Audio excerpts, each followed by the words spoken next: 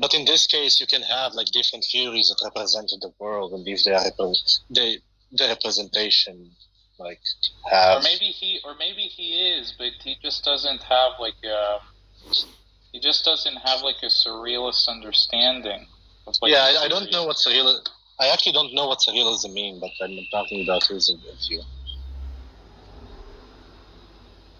But Jack, are you saying that he does hold? He is going to be committed to saying that the external world is as if there's just like one particular theory that like accommodates an explanation for that? Or are you just saying that in the stronger sense, the world is as if like one particular theory is true?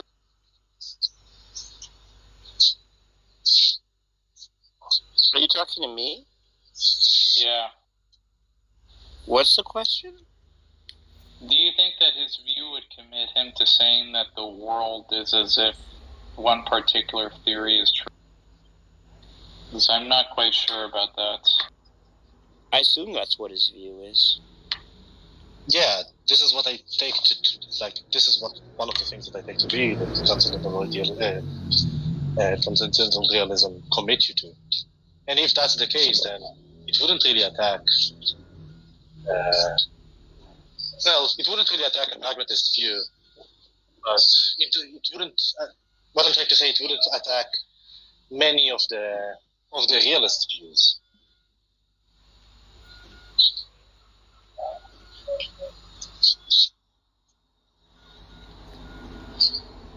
Oh no, that appears to be. Well, yeah, maybe that is an entailment from his view. That just appears to be like much stronger than just the first statement alone, which you could also hold to as like some sort of realist. No, because the first statement doesn't really imply that there is only one theory that truly corresponds to it. You might have many different theories that only the empirical implications are worthy to talk about. Right? But if there is no difference between the empirical implications, then it doesn't really matter. There is the external world. There are facts that are occurring in the world, and all of those theories are equal and represent all the empirical consequence.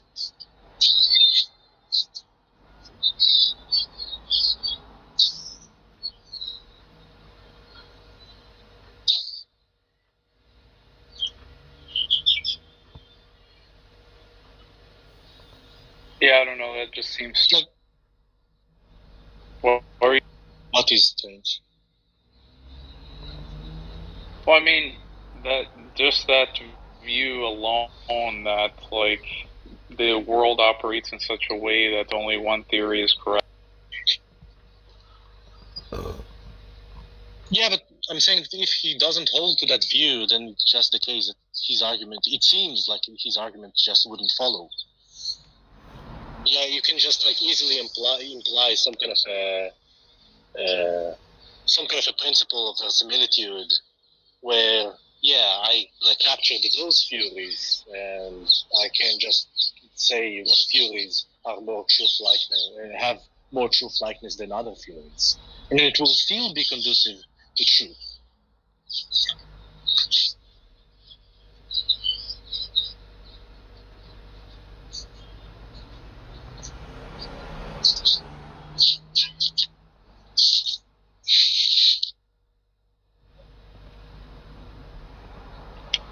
Yeah, it's also tired.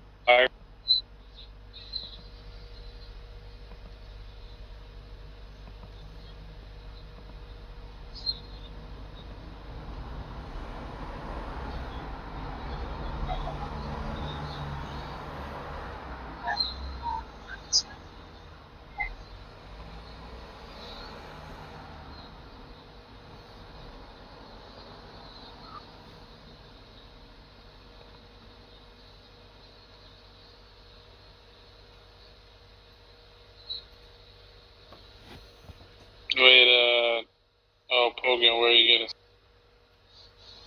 I was gonna make a Star Wars joke, but I forgot the joke. Knew it. Yeah, you were gonna like launch the joke. When you unmute, it's just like droid and come. No, I you know who Matt Slick is, Darth, right? Yeah, of course. I ran the interpretation argument against him the other day, and he predictably did not have a response to anything that I was saying.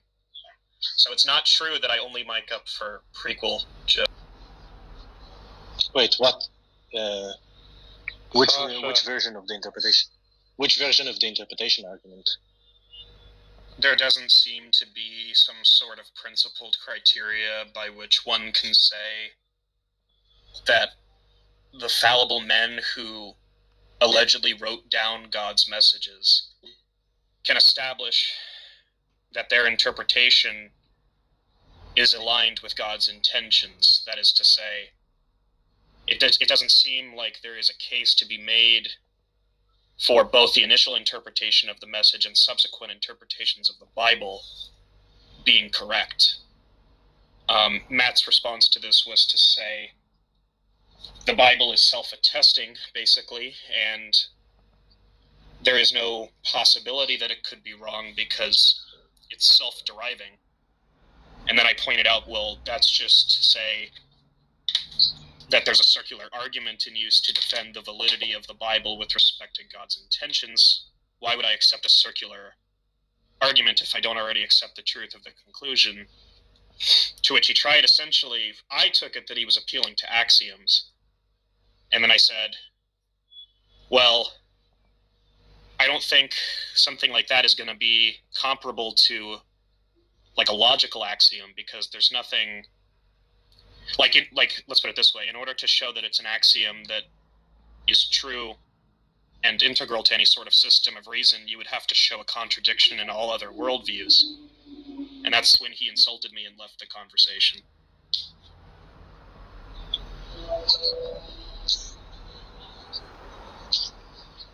Yeah, I'm not entirely sure about that argument. What is LSF-53? I don't know. Because I know that there is one argument that is ontological. LSF is the low scale. Invite him up if you want to hear some Britmonger not understand the arguments and talk shit. I mean, Darth, is that... Do you, Yeah, I understand. Either okay. he's just gonna give like a circular argument, right? Or he's just gonna appeal to some semantic fact, right? That God by definition is the type of being of which these problems don't apply to, or whatever. It's just the same kind of shtick from him. How is this interesting, right? Almost any discussion with presuppositionalist almost ends in that. Either engage in circular reasoning or just I don't know, just define God into existence. There were a couple other funny moments. When I asked him, okay, well, given that there are a number of differing interpretations of the Bible, how would you know that your interpretation is actually the one that aligns with God's intentions? And then he said, well, okay, couldn't you say the same thing about anything else? And I said, well, no, because in the case of human beings, so for instance, if I read Tolkien, right, Lord of the Rings, there's typically a set of background knowledge that you can appeal to such that you can make an inductive case about the author's intentions, but that doesn't exist in the case of a non-human deity, right? We don't have any background knowledge on God's intentions such that we could come to a similar conclusion. And he, of course, didn't respond to that really either. Yeah, so that's what I take the argument from interpretation to be. Not the first thing that you said. It's more of an epistemic question that you just cannot have. But there is another version of the interpretation argument that is more ontological rather than epistemic. Wait, who is that? I muted him. Go ahead. Ed. Okay. Yeah, one has to do with whether or not God's omni properties are compatible with the existence of I don't know, world which people misinterpret like what his message is, right? Given that if he's like omnipotent, he has like the capacity to, I don't know, render a message that's like perfectly intelligible to like his creation, given that he would know how to communicate his message well, and the other one has to do with like omnibenevolence, I think. Maybe I was. Yeah. It's possible that I was. It's possible I was conflating two different arguments, but I think I got like the objection across. And Matt Slick, I asked this question to the room afterwards. It's unclear to me if he doesn't understand the objection or he understands it and lacks a response. But I mean, the behavior is going to be the same either way. So. Yeah, I think the ontological question can be answered by the Calvinist, but that just deems the epistemic question to be even stronger. Right. Like, let's suppose, because the Calvinist will say that there is a limited atonement, right? And those people that understand the message will be in heaven, but the other people God just didn't intend for them to go to heaven, so it doesn't really matter what they read. They just will read it in virtue of God not wanting them incorrectly. But then right. You can, yeah. But the point, but then it just makes the epistemic question even harder, because in this case, how do you know you are the one God's elect? Because it might be the case that God doesn't want you to be in heaven, and you are misinterpreting what He's saying. Oh, but you don't understand. Like, I know, because the Holy Spirit, endowed me with it. Yeah. Well, in this, people that say the same thing are actually lying. They didn't. Okay. And then you'll be it's just the case that then you'll be committed to a conspiracy theory, because now you're saying that God touched you, but all the other people they said that they touched them are either lying, and I'm saying all of them that are not Calvinists, either lying or I don't know, misguided universally. It just seems to be glorified like skepticism, basically. I mean, you could say I wouldn't do this because I think it immediately detracts from the point, but you'd be technically accurate in asking a question along the lines of, well, it's possible that every single interpretation of the Bible by human beings thus far has been totally incorrect. Like, nobody got it right. Because nobody has been able to produce some sort of account of how they correctly interpreted God's message, aside from perhaps just saying that they did, right? Yeah.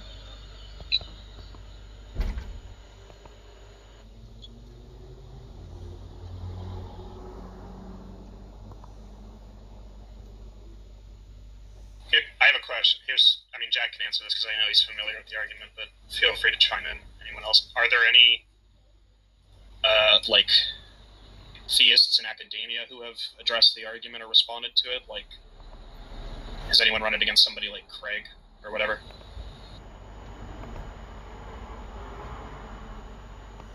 Jack? I don't think so. It's not an argument in the literature, really. I mean, I think Dawes has some kind of argument like that in Theism and Explanation, but I don't know who's responded to it.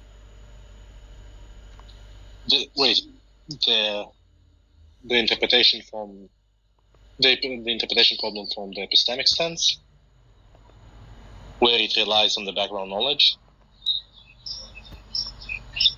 Yeah. Well, that is in the literature. I think it's called something like the problem with religious scripture or something like that. Who's written on that? Yeah, I think I saw it once on the SCP. Wait a second, let me see.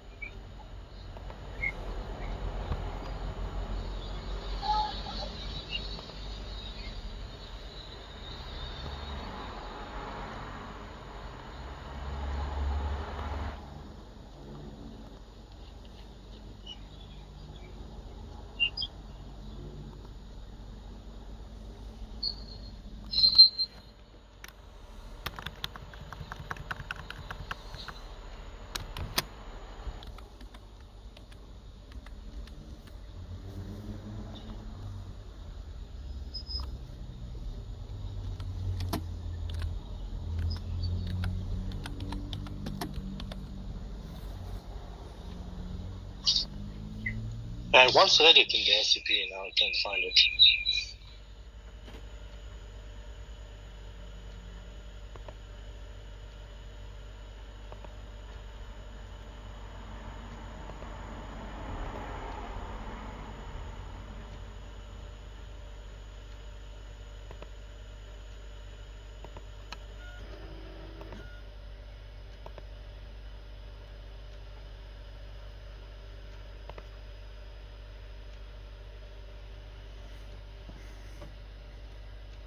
Sorry. Always on the move. What section of the SCP?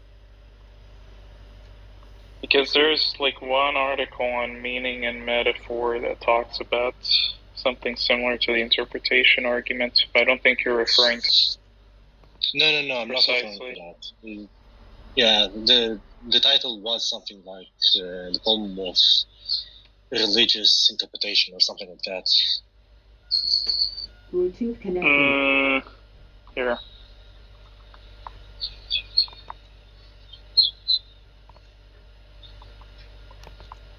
Religious intolerance. That's funny.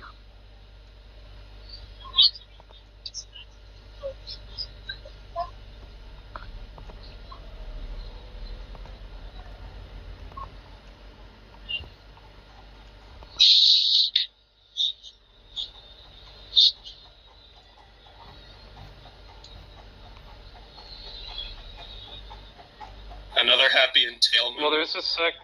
Oh, wait, go ahead, sorry. No, I just remembered the other night when he said another happy entailment. Another happy entailment. There you go. Am I allowed to chime in? I'm not cut out for these politicians.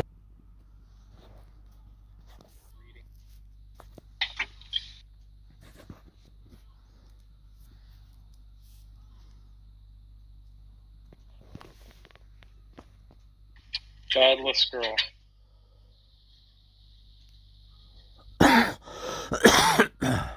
No?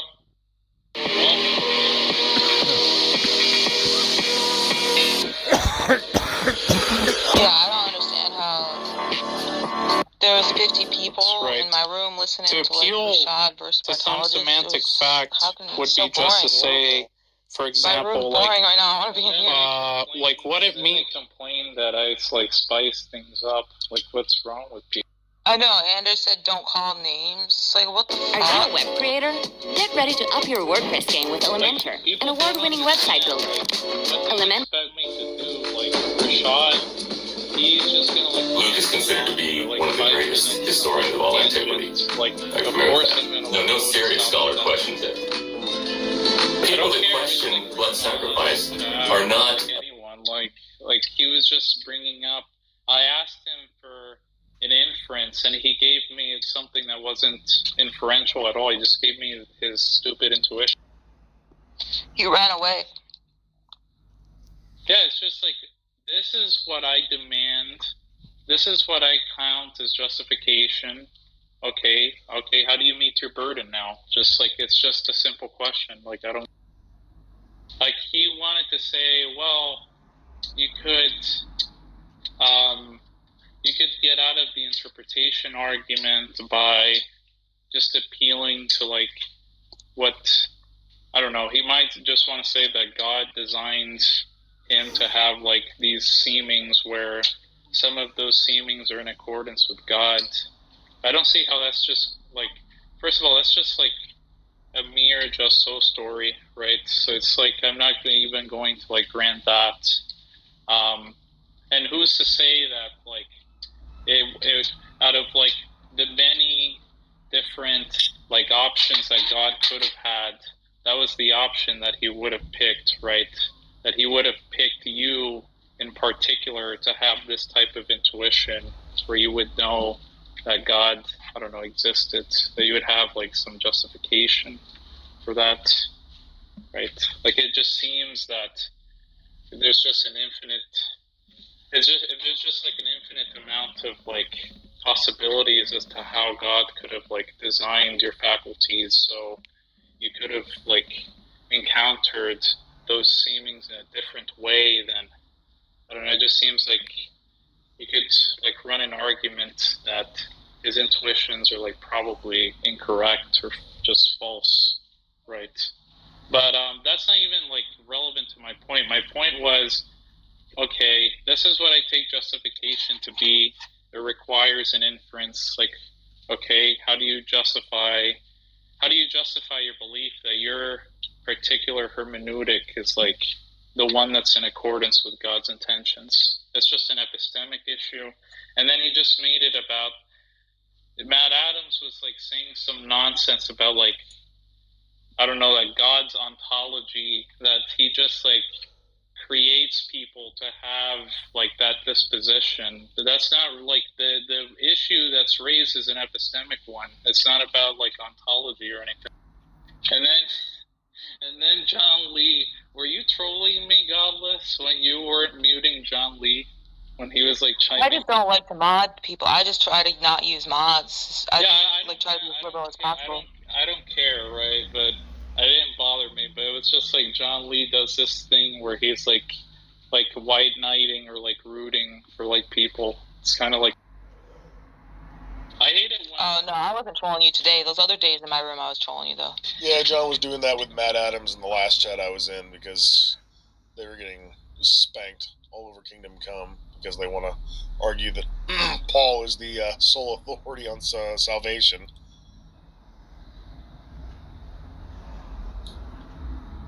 Richard Brown is live with Chomsky. I don't know who Richard Brown is. Richard Brown was the guy who reviewed my debate on the problem of evil. It's like this. He's like a professor at Columbia University who like works in the philosophy of mind. Chomsky is old as fuck. How is he still doing streams and shit? He's like 90 something. Well, he just has an ultimate. That's why. Yo, it's King Xerxes, bro. Did you finally come to the good side and stop making that bad argument?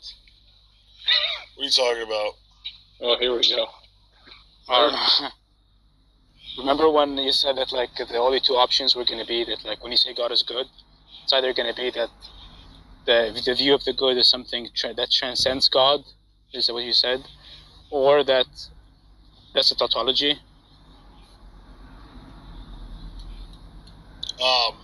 Depends on what you mean by good. Yeah, I'm saying depending on how you define the good, that statement, God is good, your view is that it's either going to be a tautology or it's going to be some kind of notion of good where it doesn't depend on God. Remember? No, I don't recall that. Oh, okay, never mind then. You said that though. I would, maybe, depending on the context. There is no context, it's just that. When someone has like a concept of God and they say God is good, it's either a tautology or... The only time I ever make that argument is when Christians give those half-ass responses. Things are good because God commands them, or God commands things because they're good. And then they'll usually answer something stupid like, God commands things because he is good. Okay, well, I don't know how that, like... Well, you know, look, if you're saying you don't remember saying this, I guess it's fine. But you hold to that view? With the Euthyphro dilemma, you have morality being arbitrary, and then morality being transcendent to God. And then Christians, to get out of that problem, will say that God just is goodness intrinsically, which is meaningless. I'll just ask you the question. Do you think that when someone says God is good, it's either going to be the case that morality transcends God, or that's a tautology? No. It's going to either mean that they're using some sort of normative standard to evaluate God as a moral agent, or they're just saying that God is himself.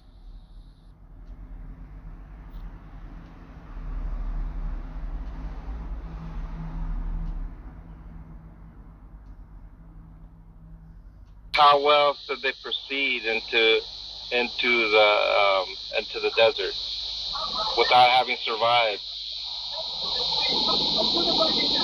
I don't think I fully understand, but I didn't want to hijack y'all thing. I just heard him say, refer to the John 3 and 14, which led to his John 3:16. Right, and it's whosoever, and I would claim that's including the mixed multitude in the desert of Sinai, right? I understand that. Where they look, yeah, okay. I think you get what I'm. Yeah, that's what my questions was. It was mainly about Numbers 11 when it says the mixed multitude was destroyed. Because yeah, but that was after the serpent. That's my whole point. Yeah, but if God still destroyed them, why would you go back to that multitude was destroyed? Look at the number of people that were destroyed before entering Canaan. Even Moses died before entering Canaan. Right. I understand that. Right, Moses died, but the Bible tells us why Moses died. Because not just Moses. Look at the multitudes of people, including the Israelites who died. That's my point. All right, but yeah, that's all I wanted to. All right, thank you. Hey, I noticed that Dula follows you. Dula, I've known for a long time. He's one of my first Hebrew Israelite friends, so I guess you know him. Yeah, he's alright, dude. Yeah, he's a pretty cool guy. I mean, I've known him, like I said, maybe 8 months now. And so, like I said, he used to talk to me a lot about me being like a Moabite and not being welcome in the assembly of the.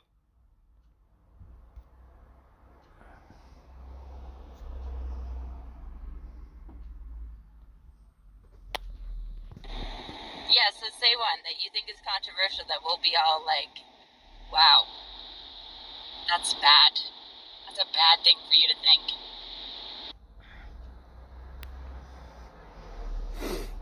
I'm actually having a hard time thinking about one, but just give me a second. Don't be a pussy, Nasser. Think. Wow. Leela gets Are you what is your religion? You Christian? No, Muslim. Okay. You got this. You're a Muslim. You think all kinds of controversial things. Just pick one. Yeah, you could do like one about women or something. Do you think do you think gay people should be stoned and thrown from rooftops? I don't think they should immediately be done like that. Not immediately. They should be drawn out. So the stoning and the throwing from rooftops should be like. They should be spanked in the beginning. You would like that, wouldn't you? So you'll give them like a little warning spank, and then if they still be gay after that, then they should be thrown from the Exactly. I don't think spanking gay people will have the effect that you think it'll have. So you think that gay people could be rehabilitated, quotes, into a straight person?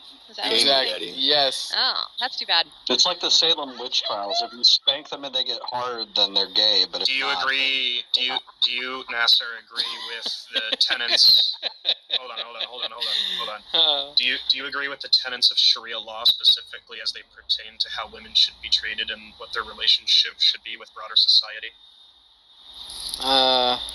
That's too much smart shit. Okay, so in layman's terms, do you think women should be subservient to men? Clarify subservient. Do you pick a Sharia law enforced country? We'll take, say, Saudi Arabia. Yeah, I'm in Saudi Arabia right now. So yeah. Do you agree with the policies of your government with respect to women? Definitely, yes. Okay, so that's definitely a hot take. Yeah, it's for you because you don't live here. You don't get to see how it I don't really care what. Look, I don't need to live. I don't really care what you think about it. Can you just not interrupt me, please? I don't really need to live in Saudi Arabia to understand that I don't government really need enforced. to hear your opinion. All right, so that's another interruption. Can I have chill. Can I have some mods or something? Like it's just I don't know what he's Nasser, look, we're trying to have a nice conversation. We just want to understand your views, right? So you don't need to feel like it was not nice though. It was not. I didn't say anything remotely rude. You didn't let me finish. All he said was it's a hot take. That's all he said. Look, the point I'm trying to make to you is I don't need to live in your country nor experience the norms of your country to take issue with government policies designed to suppress women and make them second-class citizens, right?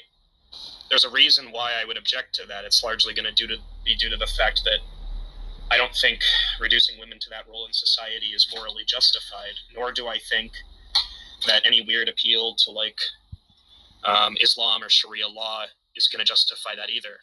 It doesn't really matter to me what you or anybody else in Saudi Arabia believes because I consider it to be immoral. Why? Tell me why. Because I don't perceive women to be second-class citizens, nor do I perceive them to be inferior to men. Hell yeah, nay.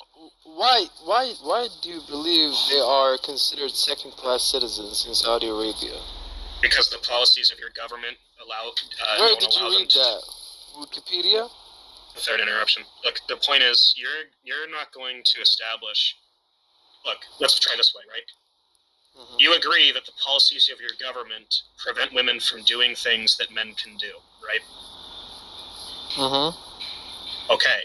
Now, the basis for that is presumably rooted in Sharia law, which defines, among other things, women as, in effect, subservient to their husbands, correct?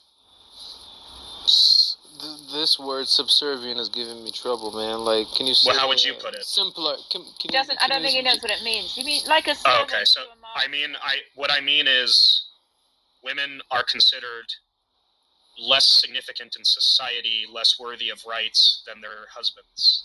You'd agree, based on the policy. No, not true. Okay, how would you put it then? I would say women are treated in the eyes of the West is very different in the Middle East or Saudi Arabia in particular, because women are treated based on Islamic teachings and legislations. I understand all of that already. The question that I'm asking you is this. Yeah, right? let me get to the point. If you think it's justified to enforce the tenets of Sharia law. So he's interrupting me right now, and it's okay. Yeah, I am. Just answer the question, because all you said was they're treated according to Islam. Like, I understand. Yeah. Hold on. Can we just look? Hold on. The point is, I understand what you want to say there, right? Oh well, you don't understand because you're a Western white man. Whatever. I accept that. That's facts. That's facts, though. Okay, but there's nothing. What do I need to understand such that I would find it justifiable to afford men rights that women are not afforded? Have you ever been in the Middle East? What's the relevance of that question? It's all the relevance, man. If you've been there and you've seen how it works, then I can take your opinion. You're still not understanding me. I understand. Look, I don't need the help. Thank you. Look, the point is this. I understand that regions of the Middle East are typically dramatically more conservative and rooted in religious beliefs than the West. All of that is already known.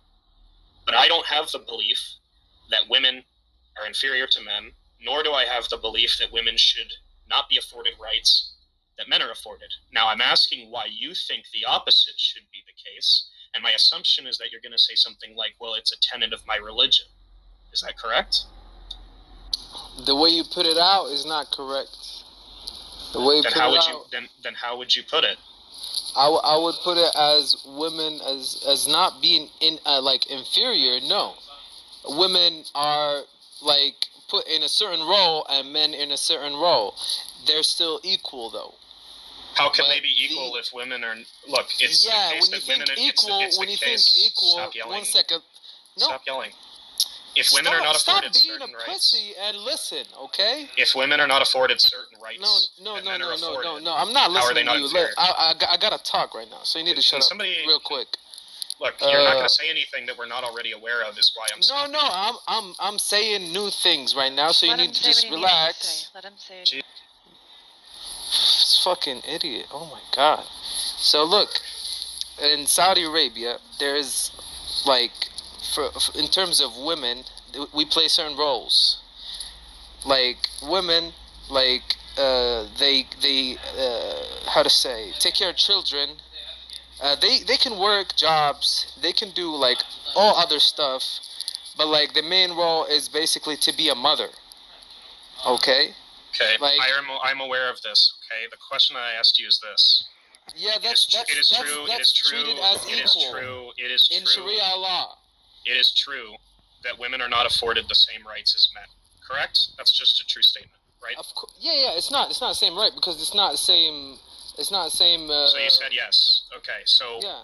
Why is it then why is it then unreasonable to say that the policies of Sharia law treat women as inferior if they're not afforded the same rights as men? It's not inferior. It's different. If they're not inferior, why are they not given the same rights? It's not inferior. It's different. This is a male, and this is a female. This has a role. This has a role. That's it. Do you believe men on the aggregate are better than women in most tasks and roles? Aggregate? Explain average, like the majority of things they could do. No. So is it simply the case that you think women should primarily be mothers that causes you to think they shouldn't have the same rights? You don't understand it. I said they can pursue career as well being mothers. I didn't say that they couldn't. The point is that they don't have the same rights. You've already admitted that. Yeah, they don't have the same rights because they are a different gender. Yeah, so if somebody is afforded, say, 20 rights, and another person is afforded 15 rights, and the reason that the second person is afforded fewer rights has to do with their gender, why is that not discriminatory? It's different rights. It's not less. It's not answering my question. It's because they're female, and that's how, in Sharia law, they should be like that. That's the rights that they get. This is just restating the position. That's the rights that they get on Sharia law. I understand that. That's your position, right? The point is, it seems implicit that if you are giving somebody fewer rights, the justification being their gender, right? You're necessarily engaging in discriminatory practices. And just use the word why. I don't know why. I don't know what the point there was. I'm trying to get at this. If you think they're afforded fewer rights, but somehow they're just different, which is a weird word to use because it seems like you can be different and inferior, right? What's the incompatibility with what I'm saying? Like I don't think you would understand this because you wouldn't give me a chance to clarify and simplify things for you because you don't understand a lot of things in Sharia law. Okay, what am I not understanding then? Like you don't understand that in Islam, like there's marriage, and the marriage is mainly based on the guy providing everything, and the woman does not have to do anything for that. Does the woman have the capability of providing everything if she so chooses? If there's financial need, the woman can choose to get a job. Yes, there is. And I'm not talking about. No, there's tons of Sharia law countries that allow women to work, Pogan. Don't fucking overtalk, man. I'm not talking about just having a job. The question was. There's plenty of ways that women can support the household under Sharia law, including employment, Pogan. Maybe besides the Wiki article, you should read a little bit more. I'm not talking about just having a job. I'm saying, is it the case that women under Sharia law can be the breadwinners? That was the question. Yes. Definitely, yes. I'm not sure why that is a hard thing for you to understand. If they become it is even in the wiki. You can search it if you need to. If they become the breadwinners, are they afforded the same rights as men, Nasser? Of course. What rights do you think they aren't afforded? What rights? Because Sharia law actually allows women to choose many things in these countries. No, because you have a very surface level knowledge of it, and you're trying to act like an expert here. Well, no, I'm just arguing with two people at once, both of whom won't let me finish. So no, you won't let us finish. Hogan, you interrupted me when I was explaining something to you. You would just talk over us, and you would just state your fucking opinions, man. Just conceded that women have fewer rights than men in the country he lives in. Nasser doesn't know what the fuck he's talking about, but I could talk about Morocco. Different. Yeah, we're talking about Nasser. He lives in Saudi Arabia. I live in Saudi. Right, but again, that's still not a Taliban understanding of Sharia law. Of course. I never said it was a Taliban understanding. I was asking questions pertaining to his view. Though. That's what you think. No, it's not what I think. No, it's not what I think. Look, if I get interrupted every 5 seconds, I'm obviously not going to be able to flesh out what I'm asking, right? That's the problem. You were asking some bullshit, though. Like, you don't understand shit about this. This guy's hilarious. Nasa, can I ask you what different rights men and women have in your country? I just don't understand why there was like zero moderation there. It's fucking ridiculous. Oh my god, you're such a little bitch. Exactly, Do they have, Shut do they have up. the same voting rights, Nasa? Men and women? Voting? No, we don't have voting. We have a king.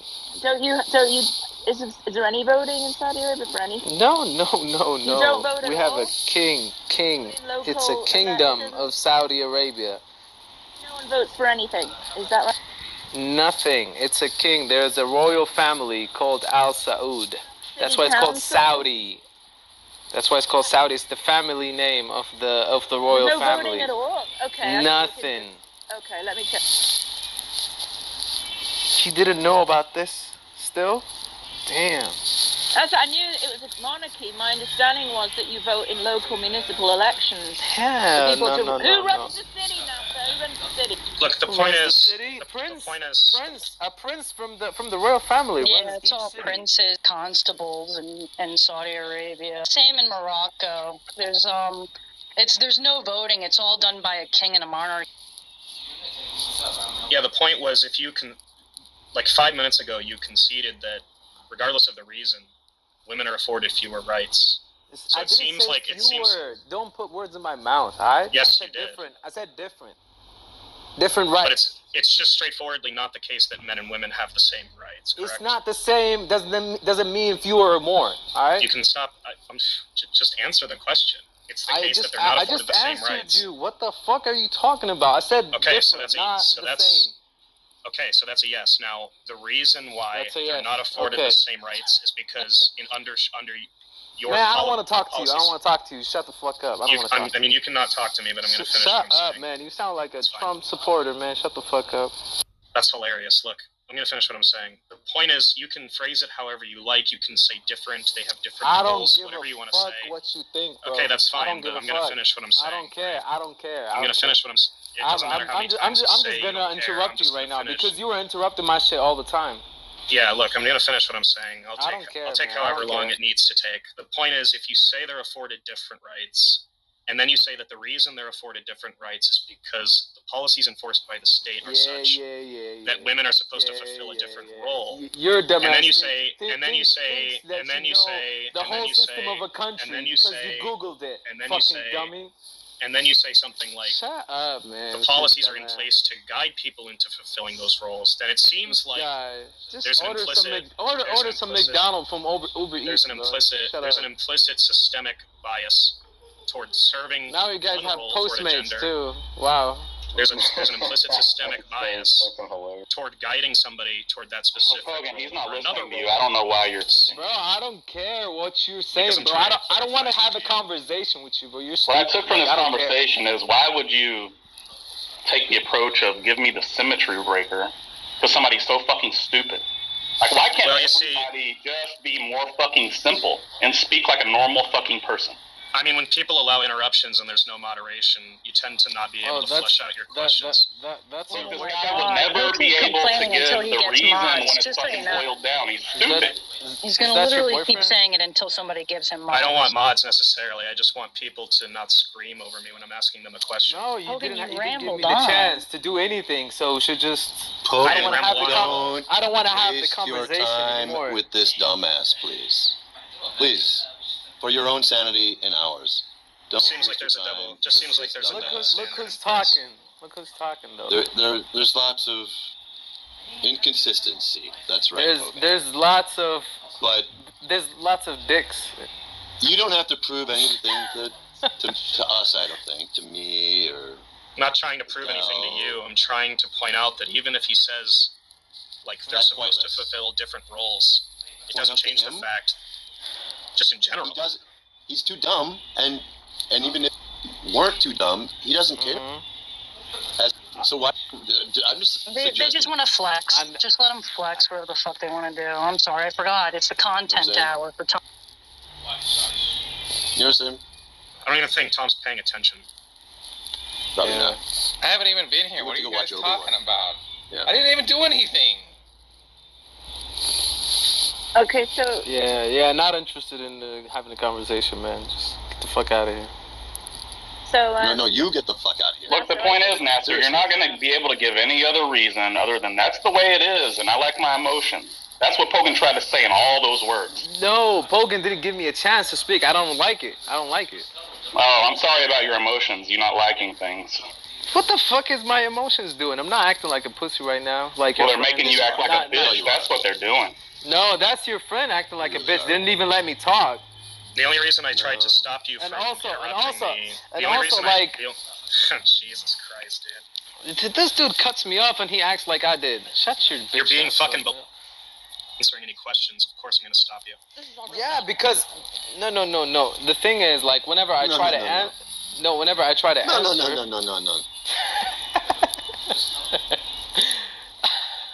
Whenever I try if you don't have a problem with interruptions, we could just do that, right? Yeah, I don't have a problem with interruptions. Yeah. Oh, good. So I'll just continuously overtalk you then. Right? Exactly. Yeah, I'm not interested, bro. Like, I don't care. Well, if you don't care, then you should disengage. Yeah, I would actually try to listen. I don't even know. What is this? This guy is so funny. This guy you can't have a conversation with. It's your content hour, right? No, you can, except when Why do you keep saying that, Squishy? I have no idea what's going on being right now. I haven't even been here. I was muted. I was watching fucking Obi-Wan. What are you talking about, Squishy? Is it good? Trash. Well, we knew that. Good. And then I come back and I'm getting blamed for content. I'm not even here. Google. I didn't even say anything. Elections in Saudi Arabia, and you're right. They're rare, but they do actually occur. And in 2015, women were granted the right to vote in municipal elections. So there is some kind of semblance of voting rights, even if it's not, You're talking about voting for like country presidency or something? No, I was never talking about that. I was talking about municipal elections, as in the people who run your cities. Okay, they do hold them now and again, and it used to be the case that it was only men who could vote in them. And in 2015, women were granted that right. Okay. As a Saudi citizen, these are not like. A crucial point of our lives at all. Nobody cares about them. Right. So I also Googled, there's been a lot of improvements recently, right, which is great. But one of the things it said is that women need the permission of a male relative to get married, and I assume men don't. What do you think about that? Do you think that makes sense? That's not true, actually. I have to have witnesses from my family. Do you need permission? Do you need permission? Nah, I wouldn't say permission. Right, so it is true. Because you would be an adult. But like. So you've just conceded the point, right? Adult women needs not permission, not like the male and the females need witnesses. Okay. Witnesses. Well, then maybe it's called witnesses. Maybe the thing I read was wrong because it said adult women need permission from a male relative to get married. The father, if he exists, of course, he has to know. What the hell? So yeah, they are. It is. This guy's just incompetent. I don't understand. So you're saying I don't know why you guys are talking to this guy. He's clearly not able to reason. You're clearly like in a. Shut up, dumbass. So he's responded with things like I don't care. Or I don't like that. Like, why the fuck are you talking to this guy? Bro, shut the fuck up for you're a fucking titty baby, bro. You're a fucking human titty baby. Bro, I would knock your bitch ass out. Okay, titty baby. You don't know me, bro. You don't know me. You don't know me. Like, this guy is just talking, like, all this nonsense, and he doesn't even know anything about the country. He's never been there. Shut up, titty baby. And I can speak your language. I know your fucking all the bullshit that you guys know. Okay, look, Nasser, I just Googled an article. Maybe you can just confirm. It seems like there's still a lot of things women can't do without the permission of a male relative. Do you agree with that? Yes. Yes. Great. Like traveling, you cannot travel without permission of the father. Like your wali. Wali is basically like your father, or like if your father is dead or something, like somebody that basically has this status after him, which could be your uncle, your big brother, or whatever. Yeah, so that is not something that men have to get permission for, correct? Of course, because they're men. Right. So the question was, why is it unequal? And you kept saying it's not unequal; it's just different. But that does seem like unequal, doesn't it? If a man can do something and the woman can't, that's unequal. Yeah, but that's because they're different. Okay. I sound like an alien to you guys right now, but like if like this makes sense to me. For you guys, it doesn't make no sense. I don't care. I understand you don't care. I'm just curious. If you had the choice to be a man or a woman in Saudi Arabia, which would you choose? That's like for me, it's a dumb question because I'm already a man. So there's well, do you understand the concept of the hypothetical? Yes, I do. But like it wouldn't change anything. It's a meaningless thing right now to do. Why? I don't understand why. Because it wouldn't do anything. Well, it wouldn't add anything. We're trying to figure out if you think it would be better to be a man. There could be a woman in Saudi that is living way better than me. There could be a man in Saudi that is living way better than me. It Okay, depends. so you're just not going to engage in the conversation then. Oh, that's fine. Yeah, I don't find it. I don't find it. Yeah, I don't care about this. Yeah. Well, you did. If you're trying to sell your religion, your I'm not trying to sell my religion. You're failing horribly. Well, you're supposed to, aren't you? Isn't that your duty? It's not my duty, of course. Your dawah?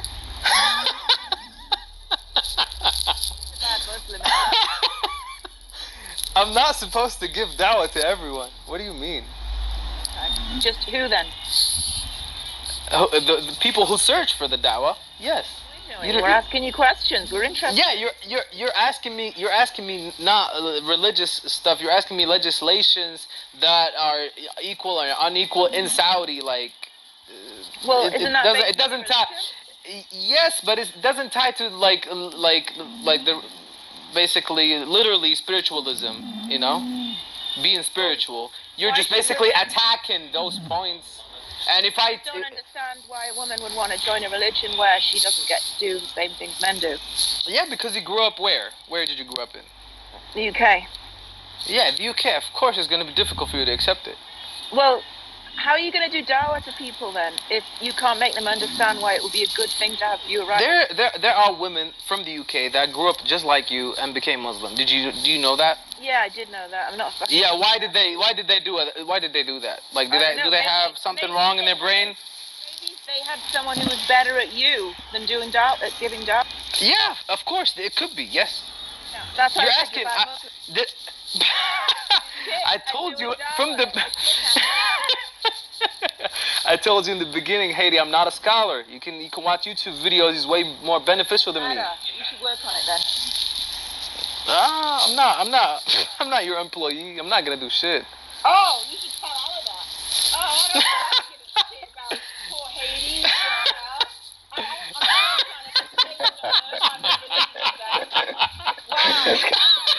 Oh my god, I love this guy. You should go and pray now or something. Do something to get your points back up. Go ahead. You're clearly not serious about religion. You're just trying. I'm not. I actually find it quite fun, so it's all good. It's all good. Alright, that's cool.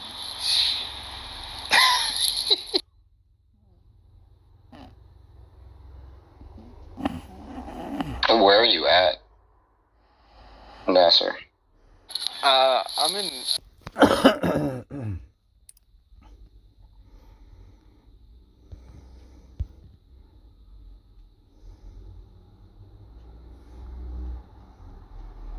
Yeah, so Obi-Wan's garbage, man. Don't spoil. Can't spoil garbage.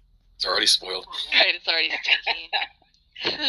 I don't need to know what flavor it is.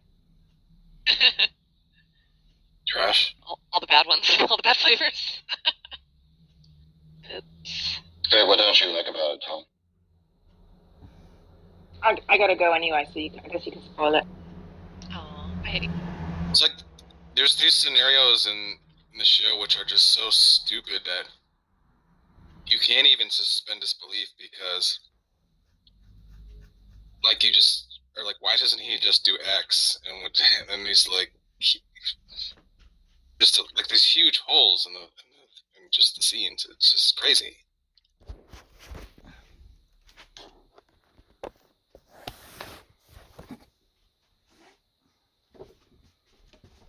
JJ, are you there?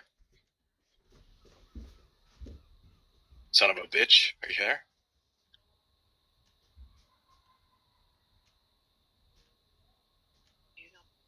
Right now, Tom.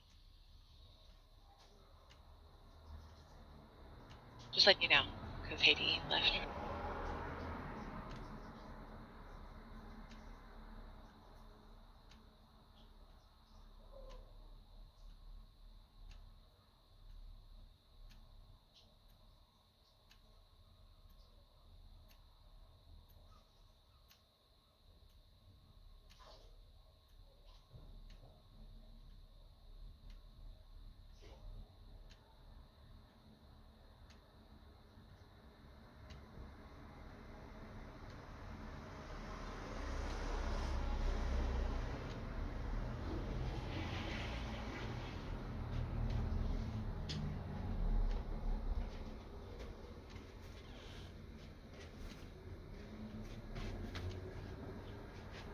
Wait, so Nasser, why do you hate women?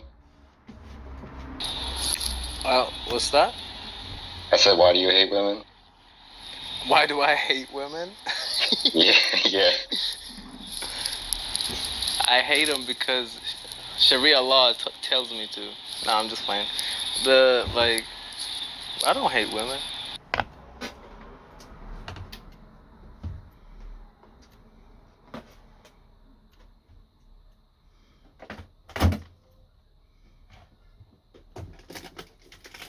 I feel like all discussions with Muslims just like end with talking about Aisha. Yeah, because that's like the point that everyone wants to make at Muslims, because it's so easy. Oh, it's easy? Yeah, it's the easiest point. If you meet like a non-educated Muslim and won't be able to answer this sensitive question, it would be tough for him. And what's your apologetic that's educated? I wouldn't say I'm the best at it.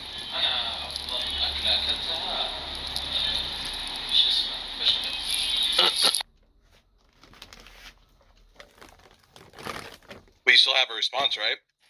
It didn't end up there until you brought it up. He wanted Richard an Brown answer. is talking to Chomsky right now. Man, my answer, you might not like it though.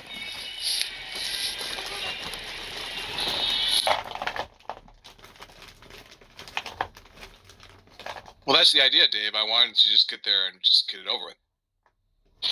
With Aisha, he married her when she was 9.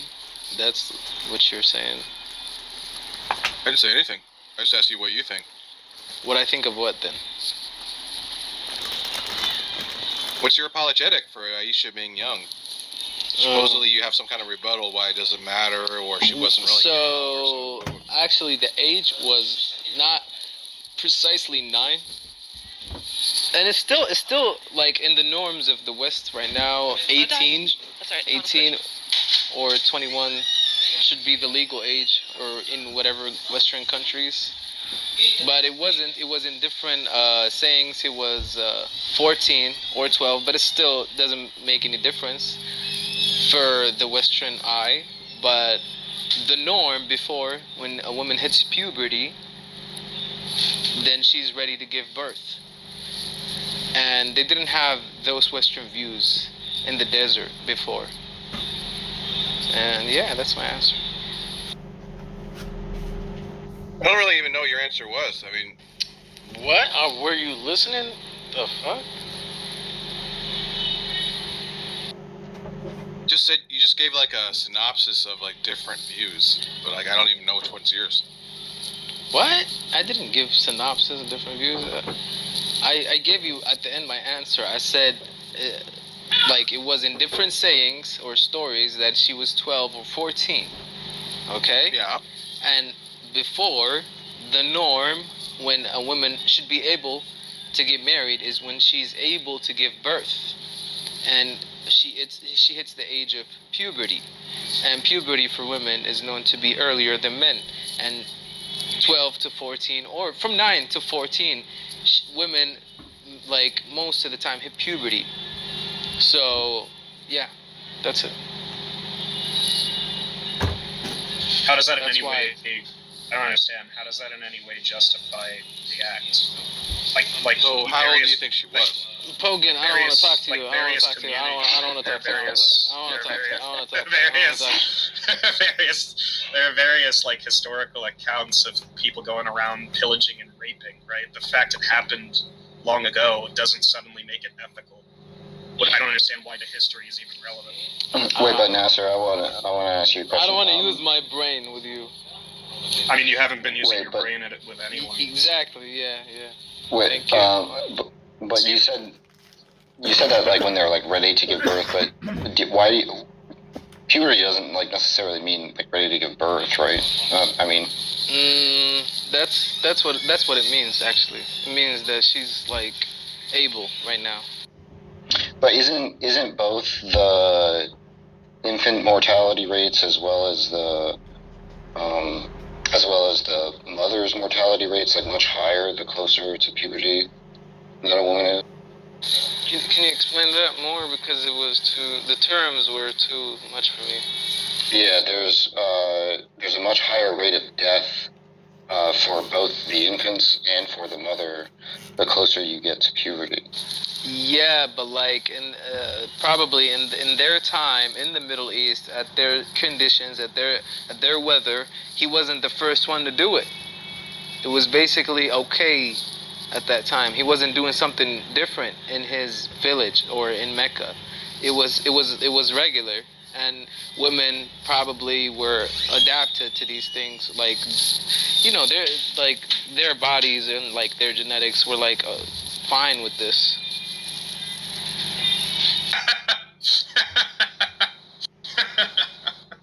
So, look, I got a question. Are you there, Nestor? No. I'm not answering you, too. Yeah, so since it was regular for Spartans to fuck little boys, ought we be fucking little boys? This guy is a pedo. Holy. How the fuck? Stop talking about little boys like that. See, if you weren't a fucking idiot, you'd understand the point is there are plenty of historical acts that were once considered fine that are no longer considered fine. Appealing to it being a historical event doesn't mean it's ethical. But that's like beyond your capacity, I guess. I'm not listening to you right now. I'm thinking about other shit. Boys? Wait, but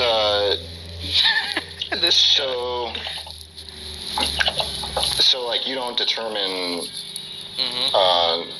you don't determine like readiness to bear children like as being congruent with the ability to conceive children, mother children, right? Because it's different to just like have the ability to get pregnant.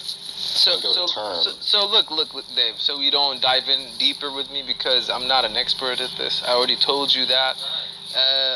Find like a good sheikh like Zakir Naik. Have you ever heard of him? No. Ever heard of him, Dave? Yeah, look up Zakir Naik, and maybe you would find his view on this matter, because he does debates, and I don't think I'm the best at this. Okay. No, you're really bad. Look who's talking. The guy with the little boy's thoughts. Yeah, the pedo. Nice one, man. Good one. Wow. Yeah. Hold on a sec. So I stepped away for a second, but like it seemed to be that you were saying something like if they have a period, then it's all good to like, you know, all the boxes are checked. You know, they're good to like have sex with. Yeah. Is that correct? Yeah, I think that was the norm. I think it would get a better understanding. Not for me though. Not for me. I'm not the guy. Not the guy. That's a weird thing to say. So what if you like gave a 5-year-old like some kind of hormones and like induced a period? Would you then like bite your legs? Let me explain it to you. So right now in Saudi, nobody can get married at this age. Nobody. It's illegal. So the norms change. The views change. Nobody would do it. Like Sharia law allows marriage, maybe at 16 or like 17 or like 15, at those ages, with the consent of the parents and the consent of the individuals getting married. But nobody. Yeah, I'm not really talking about legally. I'm not talking about legally. No. Legally is basically Islamically in Saudi. So you're saying, well, then, are you saying it's like objectively right or wrong? Huh? Well, then you can't. It sounds like you're saying it's objectively right or wrong. Then it's controversial. It's controversial. If that's the case, the law can't ever change. The law will definitely change with time. It has to change. Not if it's objective. If it's objective, of course, like when the law is objective, things might change that the law has to adapt to it. Yeah, but I thought you said the law is Islam, but Islam doesn't change. Like, Islam is fixed. Islam, of course, it doesn't change. But like, let me explain something to you. Like, for example, like how to say that? So, when we travel as like Muslims, we pray half prayer. Some of the prayers we pray half of them. So we have 4 rak'ahs. We pray 2 if we're traveling, because it's a college professor to this guy that can barely conceive how to open a goddamn can. I mean, whatever. What's the point of arguing about the meta of a conversation?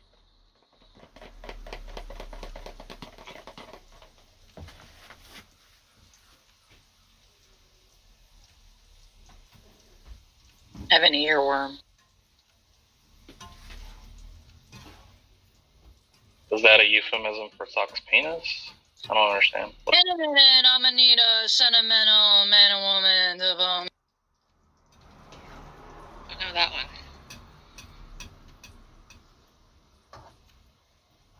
I'd rather have Chinese water torture than listen to this debate shit. Ready to hear that. Anyway, Hades not here now. Tell me about Obi-Wan. Why does it suck? Because Stargate's trying to get me to watch it. Convince me otherwise. No, it's like there's a scene where they're chasing this Star Destroyer. It's chasing one lone, slow transport ship. It's got all the people on it they want dead, including Obi-Wan.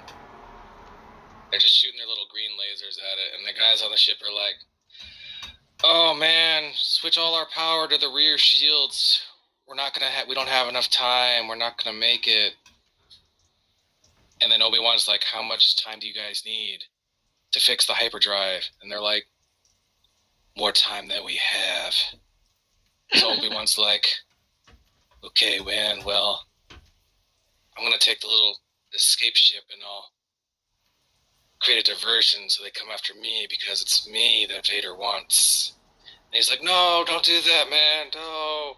He's like, "No, I'll do it." So this whole time, they're like, the scene is like goes on forever. They're having like entire conversations on board this transport ship about what to do and how fucked they are.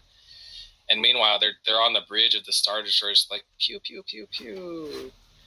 And it's like the Star Destroyer is like an aircraft carrier. It houses like TIE fighters, right?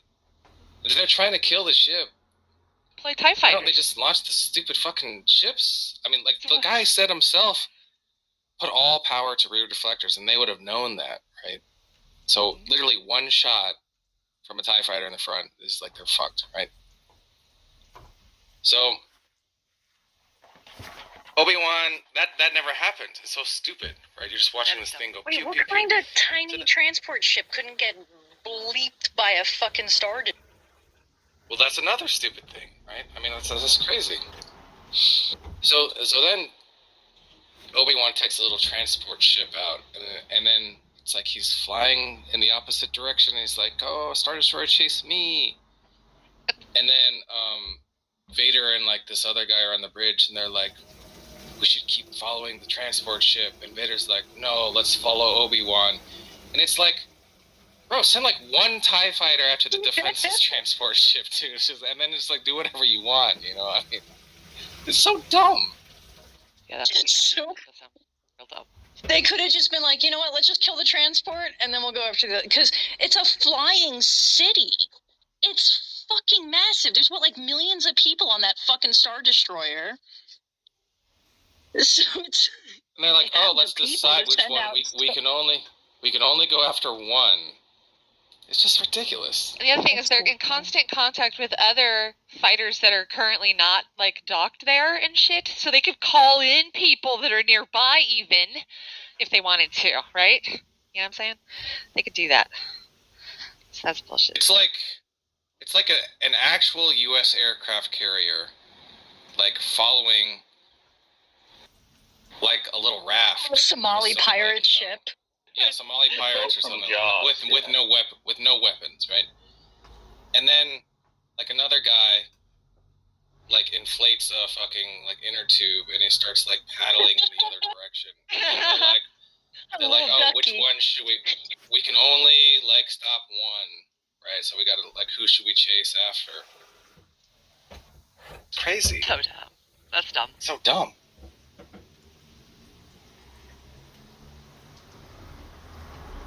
And then like Obi-Wan was like weak. He was like weak as fuck in the beginning, but then he like goes God mode like 6 episodes later. It's just so dumb, dude. It's just fucking garbage.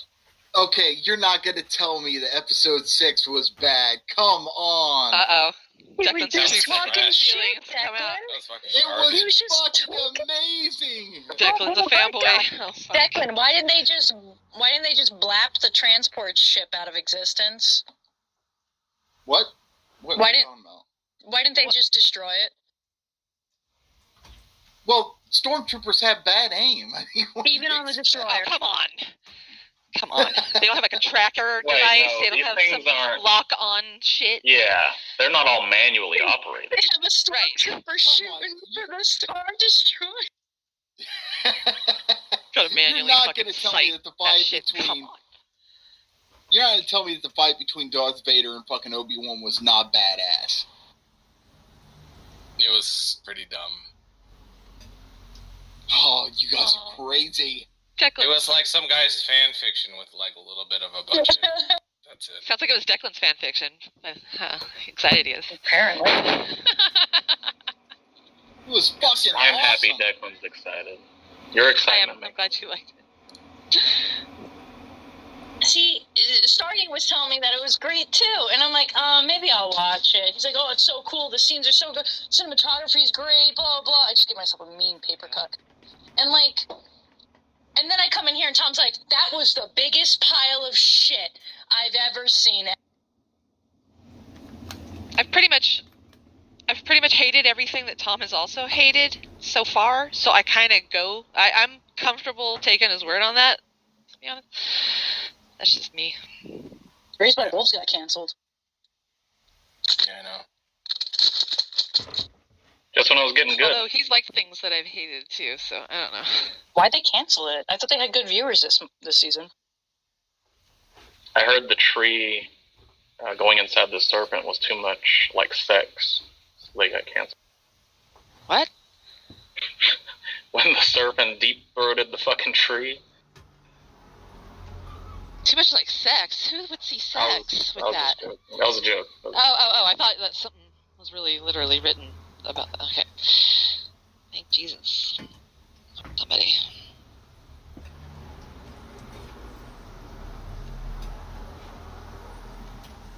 I am really sad about that, though. I'm kind of annihilated that that's been canceled. Yeah. Come bien. I'll miss them. I'm gonna miss Mother and Father. Especially Father.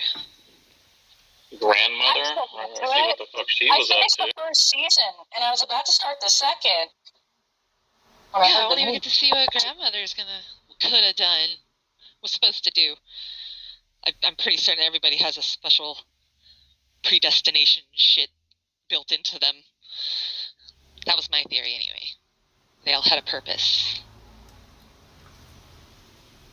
Anyway. I wanted to see what was inside the planet. But I wanted to see all of the things. We did see what was inside the planet. No, we didn't. Yeah. I mean, when they passed through to the other side. Yeah, they literally showed them going through the thing in the center of the planet. It looked like hellfire. It was like fiery lava land. In Delano. That wasn't silence. I was working. You mean when they went from where they were to the sea tropical place that they ended up? Is that what you're talking? Yes, to the tropical zone. Yes. They had to go through the center. That's how they got there. Do you remember when they went with the ship? Maybe I forgot that. Yeah. Their father nosedived in one of the little pods that they had. Oh, that's right. And they went right into it. Yeah, Delano, more like Didamo. They thought they were going to die. They thought they were like killing themselves, but they really passed through. Just a question here, Tom. You didn't even think that like a moment that Vader and Obi-Wan had was cool as fuck? What bro moment? Where fucking Obi-Wan says, I failed you, I'm sorry, Anakin, it's my failure. And Vader, like, breathes and says, I'm not your failure, Obi-Wan, I killed Anakin. You didn't even think that was cool? Yeah, I'm not so easily satisfied by, like, fan service garbage. The RP. Everybody did. On Moonguard? That was so fucking... We would, like, real play it up and just talk... I don't know. Yeah. On Moonguard, I could log in right now, go to Goldshire, and there's a Fuda corner. We'd go and stand in line at the bank and shit. Like, you could go run up. You could just go run up and do whatever, but we stood in line and took turns real dramatically. If you go they have the little line divider thing, like at the ropes, We just stood in the rope line. There's an area in Ashenvale where people roleplay slave markets. And so, like, you'd go there, and people are, like, sitting in tiny cages. Like, it's so... like, the little orc cages, the little preview that you could, like, glitch into, kind of. They were just sitting there. I'm like, there's no conflict. You have to hit unstuck to get out of there. You gotta... Oh, yeah, you would have to heart that. Or, yeah, do the rewind thing. Oh, rewind. They're like mages, though, so they, like, must have blinked in there anyway. Like, they had...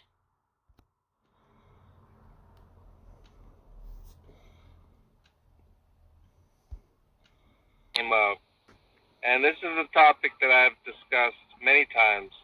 Boring. From what you prepared, and then put it on the screen, and that's it. Yeah, you should do that. Like, maybe just write it out on like a Google Doc or something. God, I love the Google Doc. Yeah.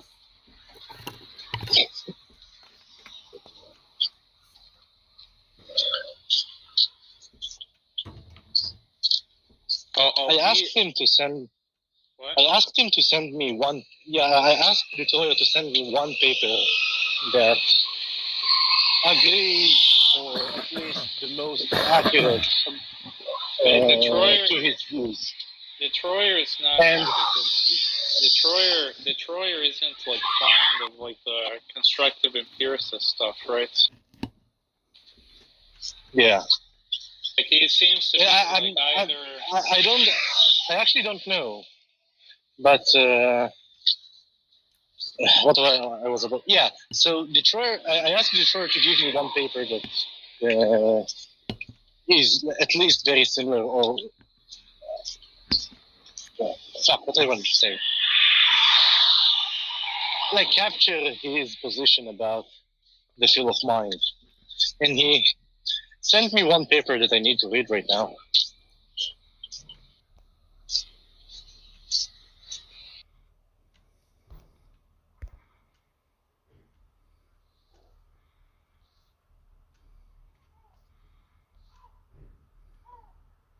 Guess they're charging. I'm not paying these fuckers to playtest your game. Yeah, I'm not gonna do that either. Have you seen I was the about fucking to. Never mind. I'll close drama? Have you seen the drama that's unfolding on YouTube over fucking Diablo Immortal? No, what's going on? I just hit 60. Are you fucking kidding? So check this out. To fully max out a fucking character and be PvP viable, it costs $100,000.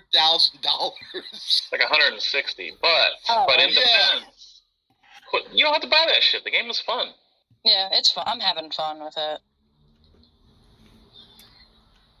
It was so crazy. This fucking dude was like, he got on YouTube as Asmongold, I believe is his name or whatever. Oh, that guy? Yeah, he was doing this review or whatever, and he was looking at this guy's channel on his stream. This guy's like, look, it's not pay to win. Look, this happens with every mobile game. You guys must have not played mobile games before. They get the whales to spend the money, and they come up with an update. And fucking 8 days later, that guy releases a video that says, fucking monetization is destroying Diablo Immortal. It was so fucking fantastic. You gotta look in his background. He's a fucking slob. Oh, god damn it, I got mustard water on my fucking Knish.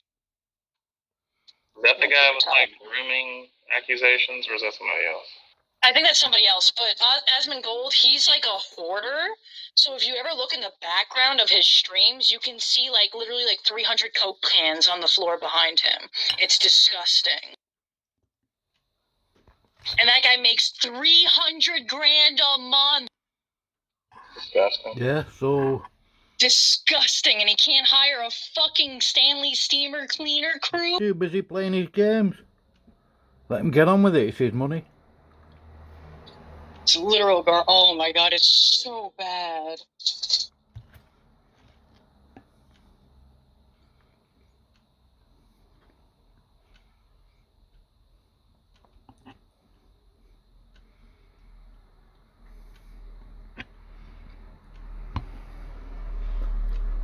Did the police ever catch Ezra Miller? I saw a new mugshot a couple days ago, so I guess so. I don't know. Oh shit.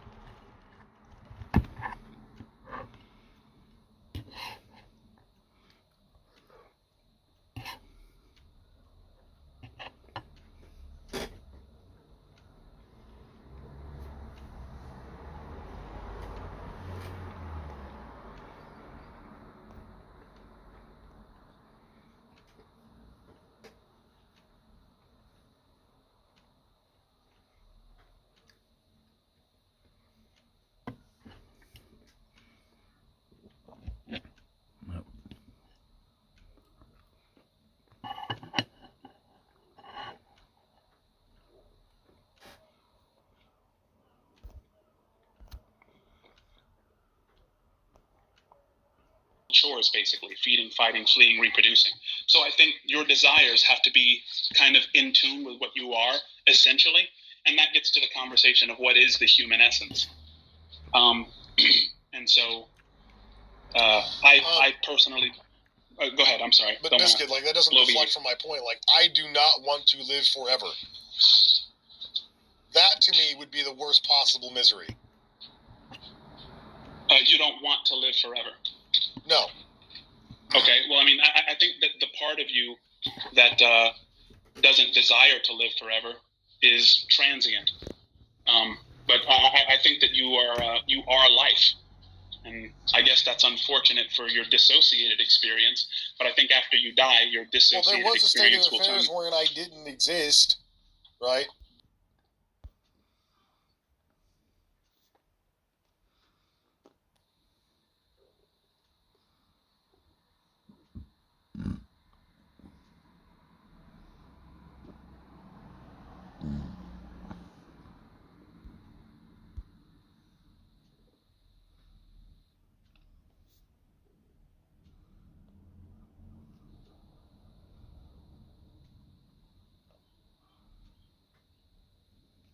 I'm not going to debate the mind with you, but moral realism, the epitome of, like, great positions, like, yeah, I challenge Lance Bush on that, or anyone.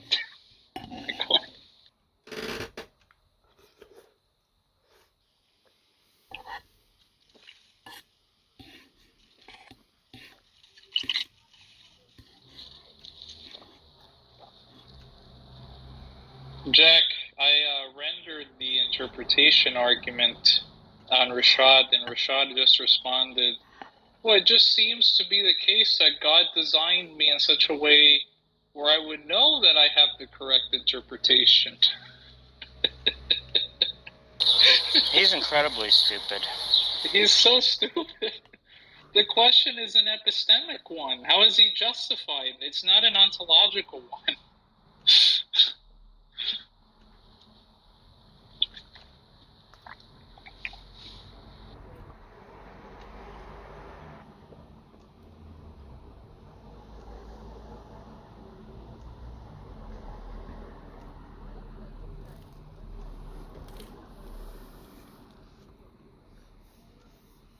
I think it's even a stronger critique against Calvinists, Jack, because how do they know that their interpretation of certain voices that not voices, verses that indicate conditional or unconditional election, that they know that they're the ones that are elect or not?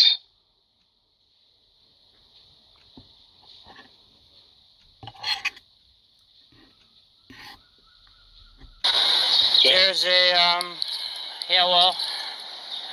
it's funny, Duns Scotus sort of had a critique of a view that was kind of like presuppositionalism. It was a critique of divine illumination. I think there's an article in the SCP called Divine Illumination. You should look that up. I should look it up.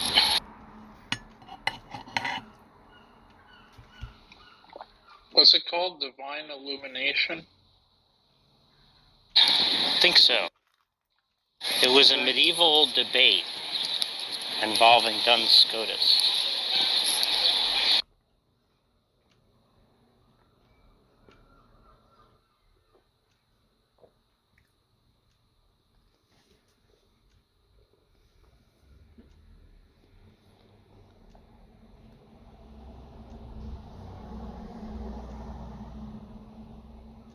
I'll be right back.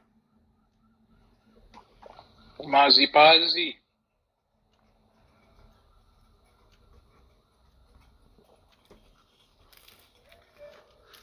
Mazi, show me your Pazi.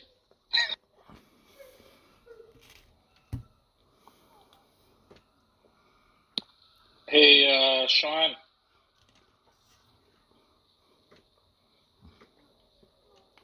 Sean.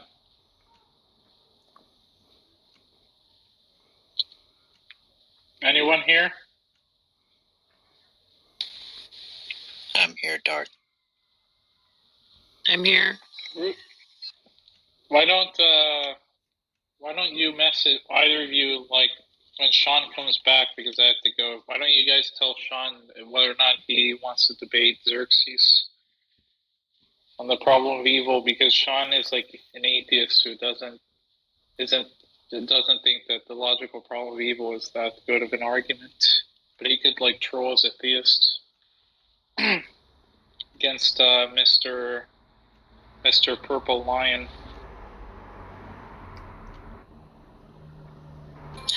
Mr. Purple Lion.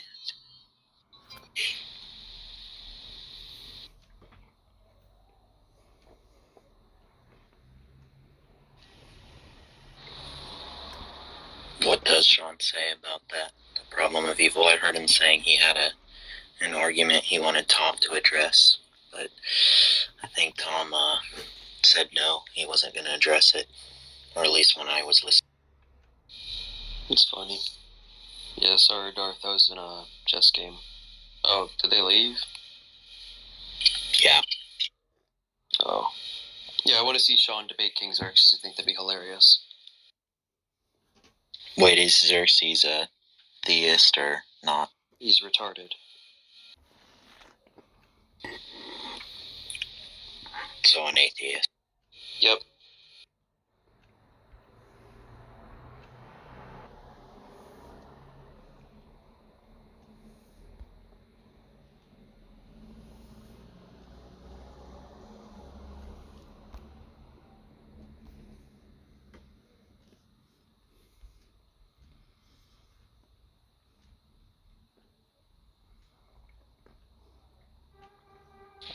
don't see the problem of evil as all that much of a problem either.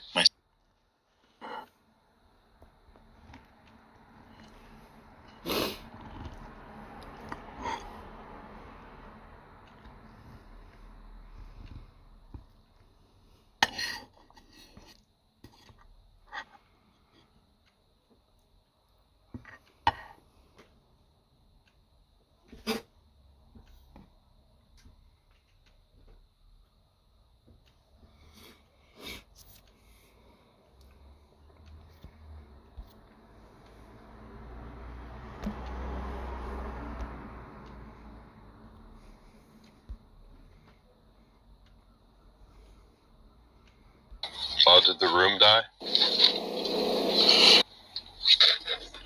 It looks like it's on that route. Rhodey, are you there? Well, I said earlier that he... Oh, there he is. Rhodey, what time is it in wherever you are? 10:20 p.m. Oh, okay.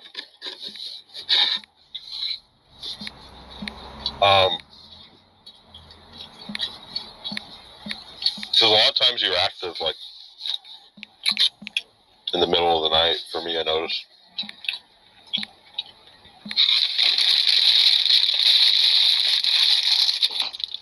Oh my gosh, Yes, yeah, that's sorry. correct.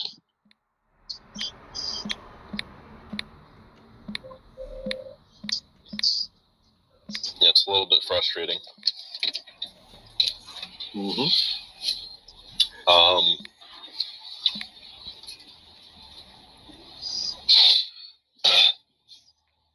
So remember, like, a few months back, I think you were reading... Have you read Planninga's book on the free will defense? No, I read some articles about it. I see.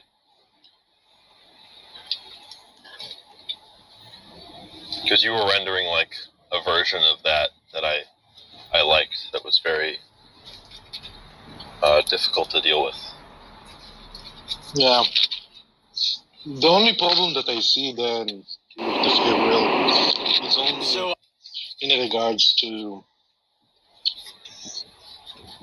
the grounding objection to Molinism.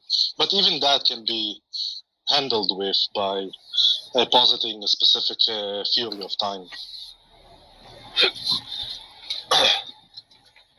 You said that's the only objection, you think?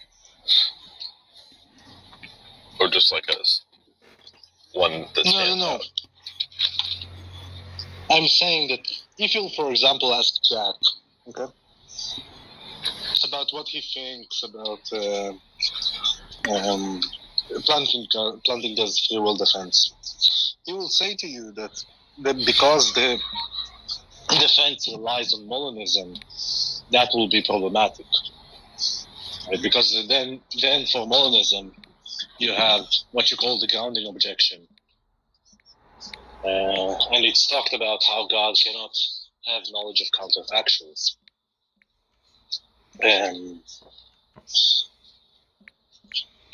But you cannot have knowledge of counterfactuals given that an agent could have do A over B or B over A. But the point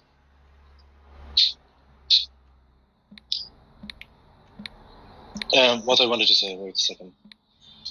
Yeah, but even that can be handled with a specific theory of time in mind. Yeah, what do you mean? I spaced out for a second. But why do you think that this? Why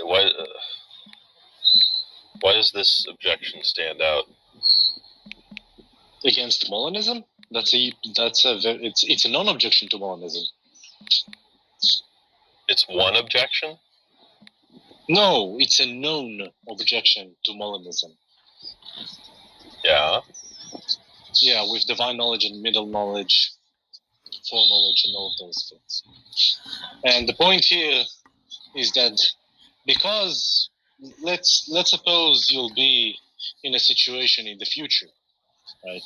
Now, in this situation, you can choose A, you can choose B, you can choose C, and there will be no fact of, there will be nothing that will suggest whether you will do A, B, or C. Now, the point here is that God cannot know what you do in virtue of there is no fact of the matter of what you will do, right? It's just not a factive claim. So God cannot have. Today we'll be covering 2 videos of Watchman Nee because he's still trying. A counterfactual knowledge, right, of what you will do if.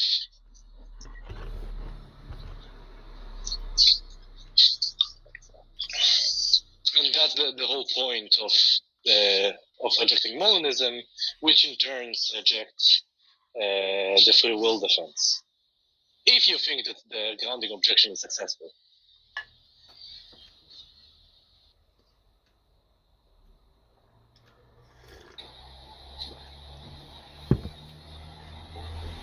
Okay. Yeah, I'm sorry. You asked me something? Because it seems like you expected a specific response.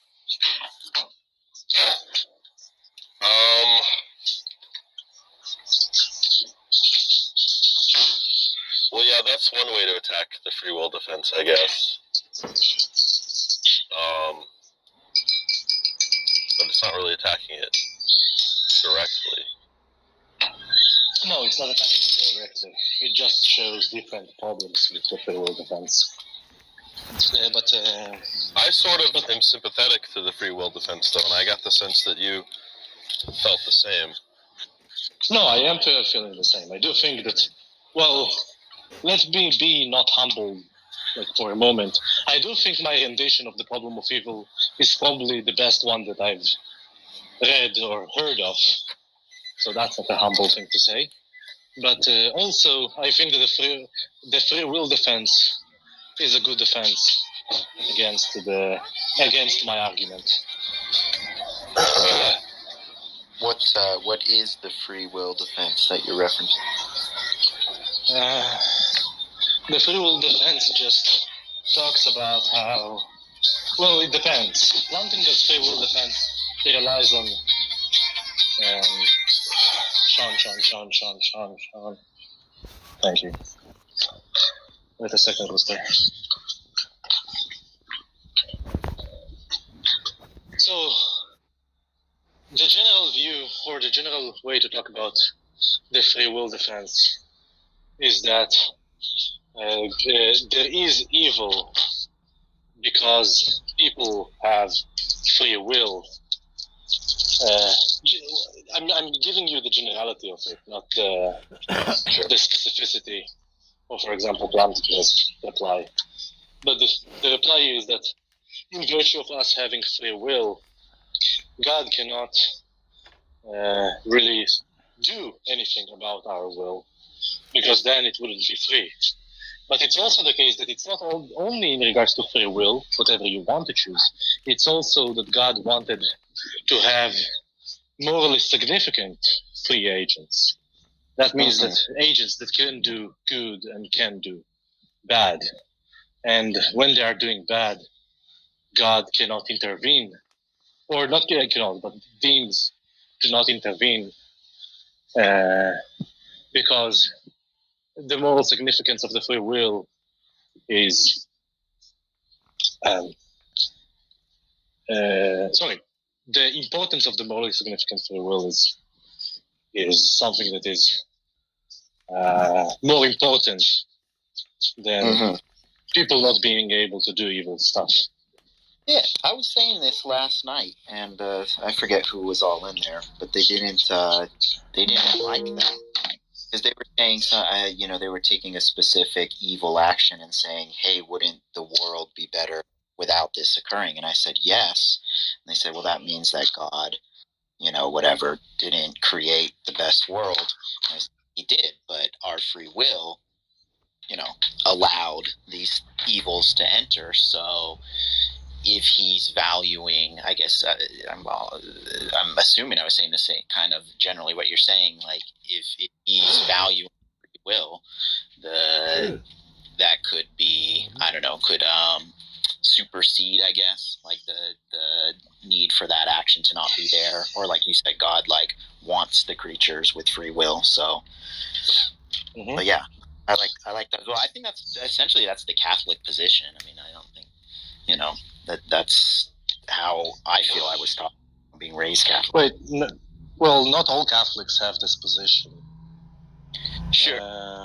If I say the Catholic position, I suppose I mean like, if you could say like the Orthodox Catholic teaching or something, or like the official position of the church. Yeah, like probably you could refer to Augustine, I think, or to. You can also have like the Montanistic or the Thomistic conceptions that might give you some kind of free will. The Montanistic conception will give you free will. But what I wanted to say. Oh yeah, there are some problems with this type of a defense, but that I think how the argument is being run. Like, you weren't really dealing with the argument on its own terms, and it's not necessarily your fault. You may not be like really familiar. No, I will just. I will probably just project, like in my argument, the first premise is if God is omnipotent, he can actualize any possible world. I'll probably just project, in my argument, I'll probably just project that premise. Wait, what was the premise? If God is omnipotent, he can actualize any possibility or any possible world. Well, yeah, anybody can reject that. That's like prima facie the weakest link in like a logical argument from evil. Yeah. I don't think everyone can reject that, because it's like, because then they'll need to give some kind of an account of what possibility. What does it mean for God to be omnipotent? Exactly, but that's such well-tread territory that anyone who's like a little bit familiar and has like a developed concept, because most people don't have a developed concept of what they mean by omnipotence, but if they're familiar with like the argument, then they just reject that premise on the grounds that it doesn't capture what they believe about omnipotence, what they consider omnipotence to be is entailed by like logical possibility or metaphysical possibility or yada yada yada.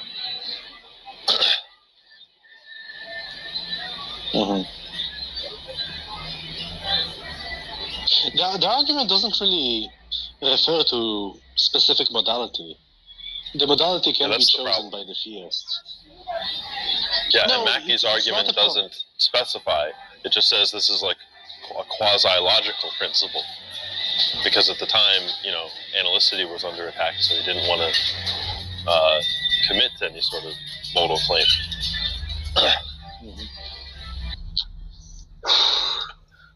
Yeah.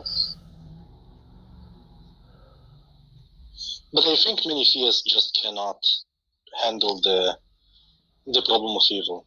I do think it's a good argument, right? Wait, you don't think any theist can what? Not any theist. I'm saying many theists cannot really handle with the problem of evil.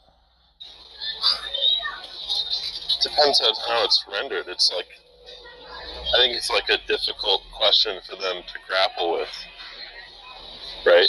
But it's not like,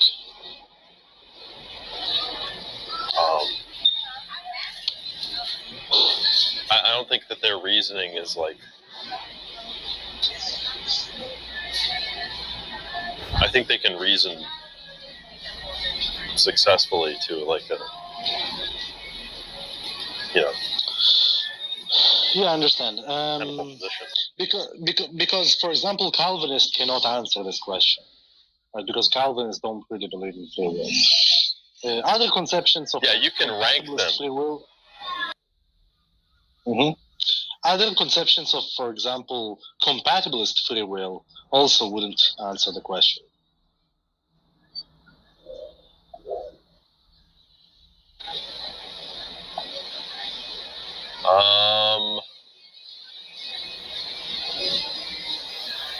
Well, yeah, I don't know what an appeal to compatibilism would look like. What do you mean by that? That one have free will, even if you couldn't do otherwise.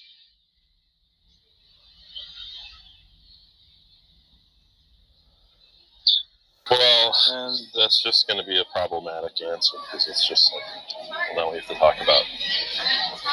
Yeah, and like the libertarian free and the libertarian free will has the problem that I talked about before in regards to God not knowing. God cannot know counterfactuals.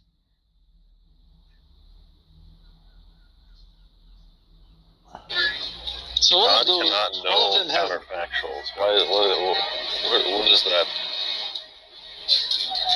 Any reason to that? Yeah, so let's suppose God knows. Wait a second. Well, that's the grounding objection. Well, by the way, are you familiar with that objection at all? The grounding objection in this context, not really.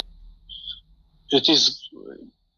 So, it is called the grounding objection to Molinism. I'll suggest you to just read it. It's not very long. Yeah, sure. I should read it. But this is what I talked about before, if you remember. Yeah, I remember. So God cannot. But that's the thing, like.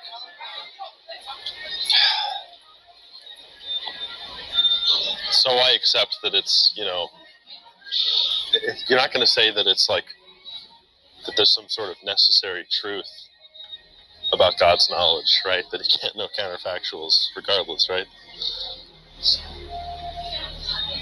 No, if you have like a libertarian free will, that is a problem. Okay. So we take libertarian free will, which, sure, but even that's like contestable, right? Like, I'm not sure that the theists are committed to.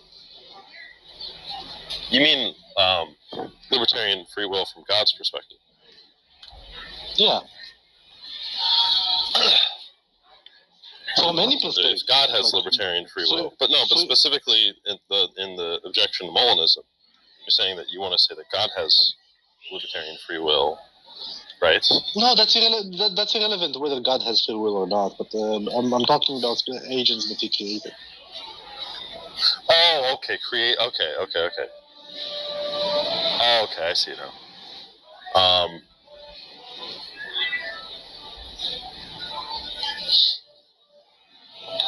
Just think about it in this way.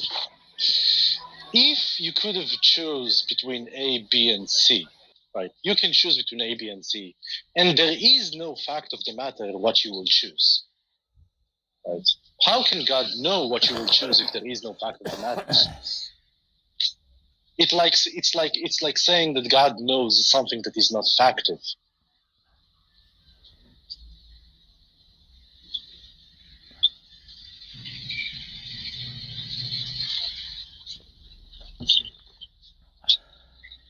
Okay. Sorry, can you say that again? Think about it in this way. No, you don't have to like rephrase it. Like I was literally just like distracted. Like I want to hear what you said again. Yeah. So the point of libertarian free will is that you don't really. There is no fact of the matter of what you will do given a specific circumstance. Right. In this case, God cannot know what you will do because if he knows what you will do, then it implies that there is a fact of the matter. But it is not the case that there is a fact of the matter of what you will do. Right. So in this case, you'll say something that is total gibberish, like God knows a thing and the thing is not a fact of the matter, or God doesn't know what you will do because there is no fact of the matter of what you will do. Right. So in this case, God wouldn't know what you will do in the first place. Okay, but are you saying that this is like entailed by classical theism? No, that's entailed by Molinism and like middle knowledge.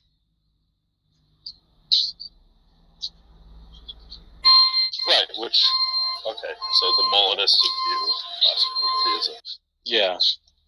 Yeah, and the free will defense relies on Molinism. It relies on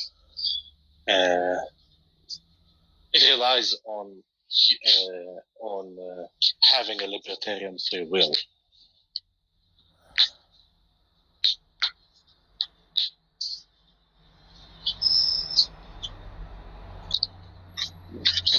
So where does the grounding objection come?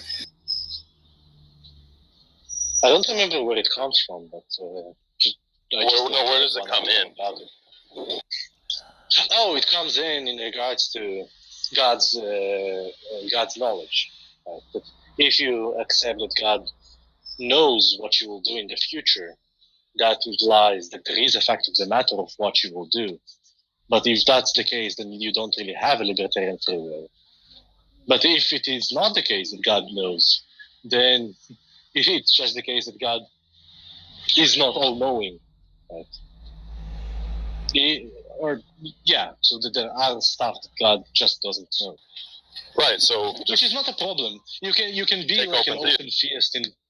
Yeah, you can be an open theist, but then you're not really talking about the omniproperty gods. Or God. Well, I don't think that's true. Wait, why? Just doing the same thing. It's just defining their terms more strictly, right? I mean, nobody. Go ahead. Nobody's saying that God is. Go ahead. Nobody's saying that God is not omniscient because he doesn't know the future. They're saying like it's logically impossible for him to know certain things. Seems like it's logically impossible for him to make a squared circle or whatever. That might be a reply. So in this case, God cannot. There are possible things that God cannot actualize, and also there are things that God doesn't know because it's logically impossible to know. Yeah, that makes sense, especially if you take, omniscience to be parasitic on omniscience.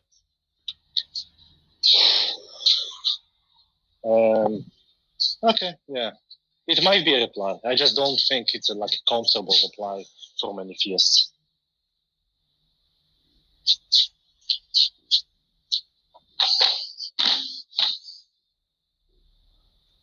But people that objected to my argument saying something like best of all possible worlds doesn't exist, I think that, or I don't know, or this is the best of all possible worlds, really is really not a good objection.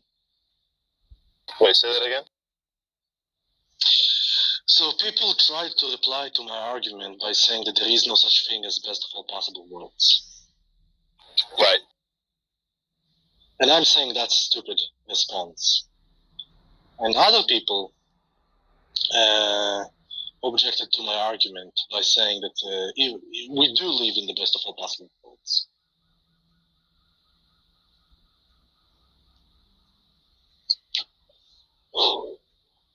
Which is also not a good reply. That's funny.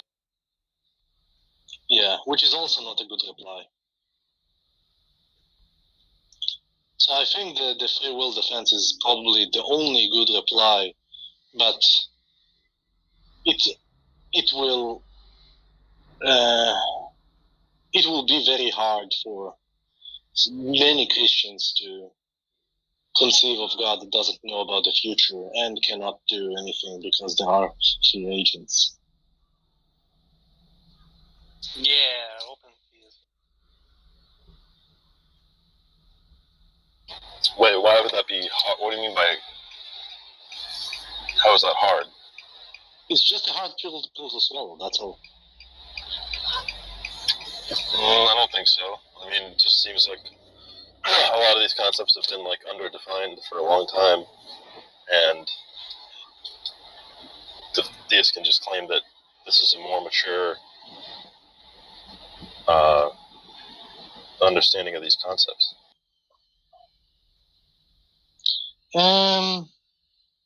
I'm not entirely sure because it might contradict something in the Bible. Again, I'm not really sure about that, but people, I think in the Bible it's stated just in some verses that God knows the future. God knows all things, but that's just going to be... Yeah, exactly. No, I'm saying specifically about the future. That God knows what you will do. Well, I mean, there's what are those called? Not premonitions. Well, I mean, he predicts the future, right? No, that's not. That's not what it states. Like, it's not like mere prediction. It's not like he's stipulating what will be. Sorry? Like a prophecy.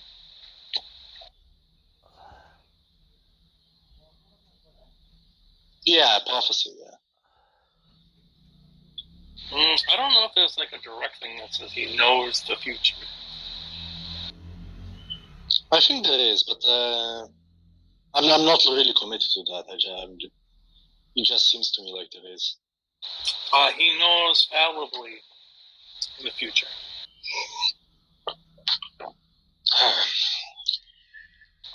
He's still subject to Gettier cases.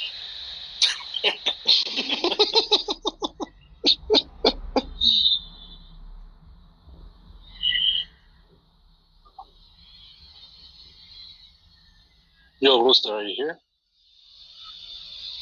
Yes.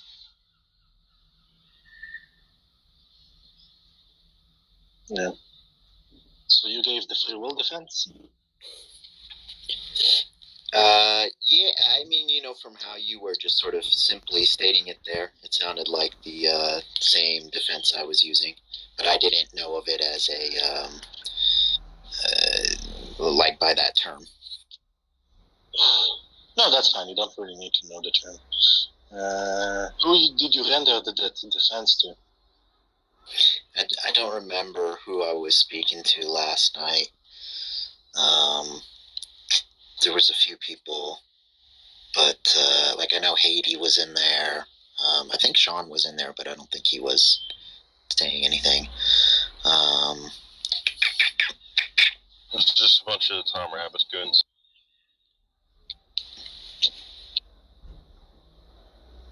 Goons, I like that one. Goons. Yeah, goons. Yeah. Sean is very hostile towards Tom Rabbit, and I'm not entirely sure why. I am too. I don't know why Sean is, but I know why I am. Well, I'm actually less hostile to Tom Rabbit. No, go ahead. Less hostile than yourself before, or than someone else? Sorry? You were about to compare something. Yeah, I'm not especially hostile to Tom. I'm a little more hostile to his community and the way that they act in groups. And I'm a little hostile to Tom's... Like, some people like Mark Doof think that Tom is, really thinks he's, philosophically adept. I'm not sure if that's the case, but it's more just an objection to And Tom doesn't really like check his goons when they start like making fallacious arguments or engaging in bad faith. So he either doesn't know what that looks like, in which case he's ignorant, or he does know, in which case he's like Mark Doof thinks he's like a bad person. And there's also the hypocrisy that they want to like get really mad at people for doing those same exact kind of things when they come into the room. Yeah. Wait. I think Tom himself will admit that he's not very philosophically inclined.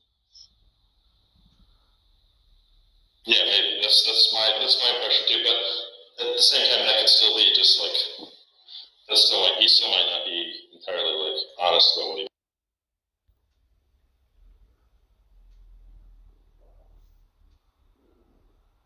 Silverstar is a much more reprehensible figure. By much more, do you mean I'm reprehensible too, Jack? Is that how the... Well, I have a soft spot for you, but you really do say some horrible. Oh yeah, that's. I mean, of course they seem that way because Mr. Tom Rabbit knows exactly what he's aiming for when he gets those sound bites. Of which I really don't care. You're making it sound like manipulation. Yeah, by soundbite he means that's ridiculous. He just means his position. Yes, exactly. or 40-minute conversation as the soundbite. But who triggers John the most? Is it Jane? Is it Skinny Pete? Is it Josh? No, I guess actually he said he took Josh off the list provisionally. Is JJ? Anybody else? I mean, I guess people, enter and exit the list, but I mean, with regard to kind of like the statement that Tom made, had me make. Had you make? I made you say it. How about utter? Spell out, maybe, right?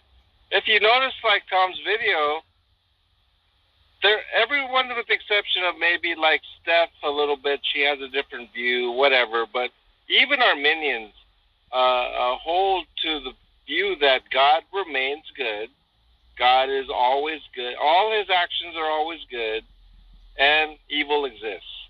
Funny thing is, John, it seems like he's more consistent than those people. That's what I'm trying to say. True. And when it comes to those particular Christians that do not want to utter it for whatever reason, I don't know why. Like I said, I asked Matt Slick just to ask him. He took him less than 1 second to just simply say yes. And that's what most Christians do. No, but that's irrelevant. Because Matt Slick also didn't say it. So I don't know. I keep bringing this up. It's not. Listen, you want to test it out? I bet you anything else.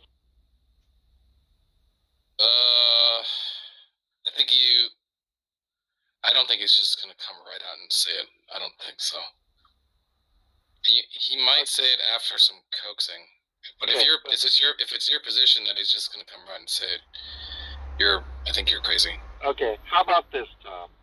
Irrespective of whether he utters it or not, it is clear, without a shadow of a doubt, that he holds a position that I do and that I would claim most Christians do, right? So if it is a claim that my view is somehow outside orthodoxy or is aberrant in any way, that would be based upon what? But because other people will not utter a position we have mutually share. What is he talking about, Jack? All I'm saying is that when people talk about my views being strange or outlandish or not Christian or anything like that, that is actually not accurate. Yeah, that's not really contested. You'd be surprised, Tom. I mean, it was even a couple of times today that was stated.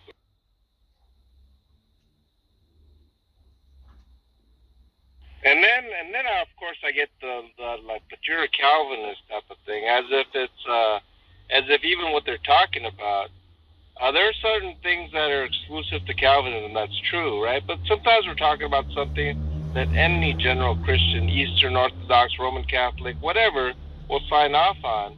But somehow they're going to characterize it as, oh, but you hold this Calvinist view, and that's not the case either. Look, I think he might not say it because he's worried about the soundbite, right? But I'm prepared if you want to get him to say it to you privately. We will trust you. He has to utter the words.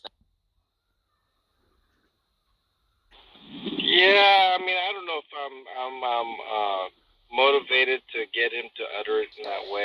So you can't prove your claim, I think it's like it seems to me that he doesn't have a problem uttering it, just the way he responded so comfortably with it. What's the problem then? I was just asking him, just to satisfy our curiosity, and you can do it just with you.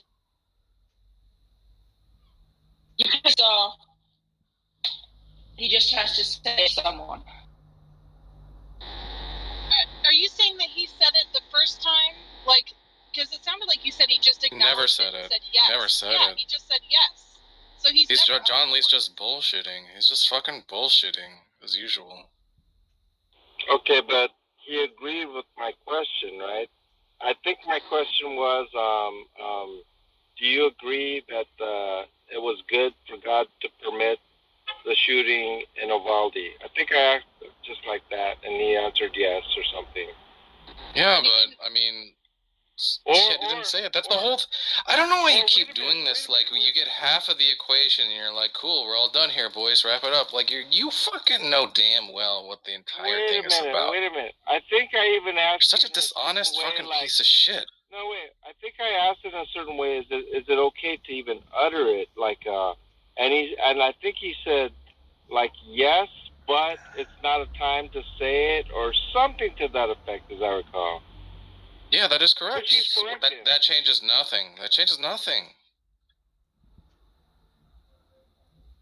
Yeah, I mean, in fact, it works against you. He's saying explicitly, "I would not utter it."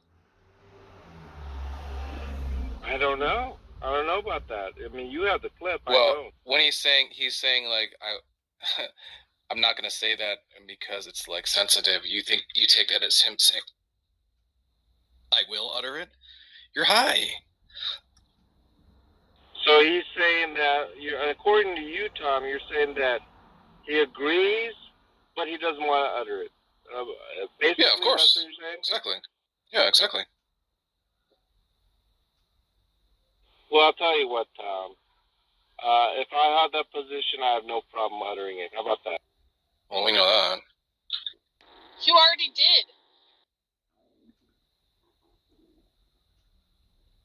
And furthermore, if certain people... Wait. What was that move? That move was like, I'm saying Matt Slick said or would say this, and then he says, I would say it? What the fuck was that? I don't know about this or that, but I think Matt... What was that move, John? Matt Slick wouldn't have a problem uttering it. Yes. Then prove it. Go ahead and get him to say it. Get him to say it. We will actually believe you if you say he uttered those words. We will trust you. Yeah, but I'm not.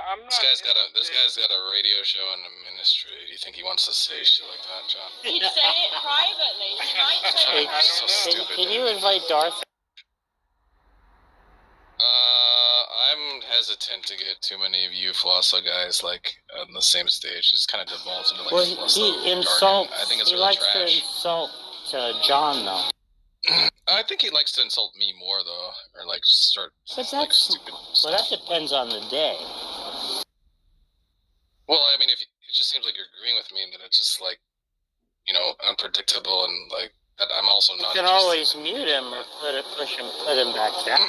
No, it doesn't work like that because then he gets salty. So I'd rather just not have him up. If there's a danger of someone getting salty when they get moved down, it's best to not ever bring them up. I've learned.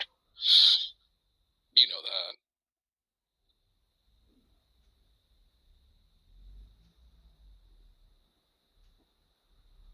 Jack, were you in the room last night?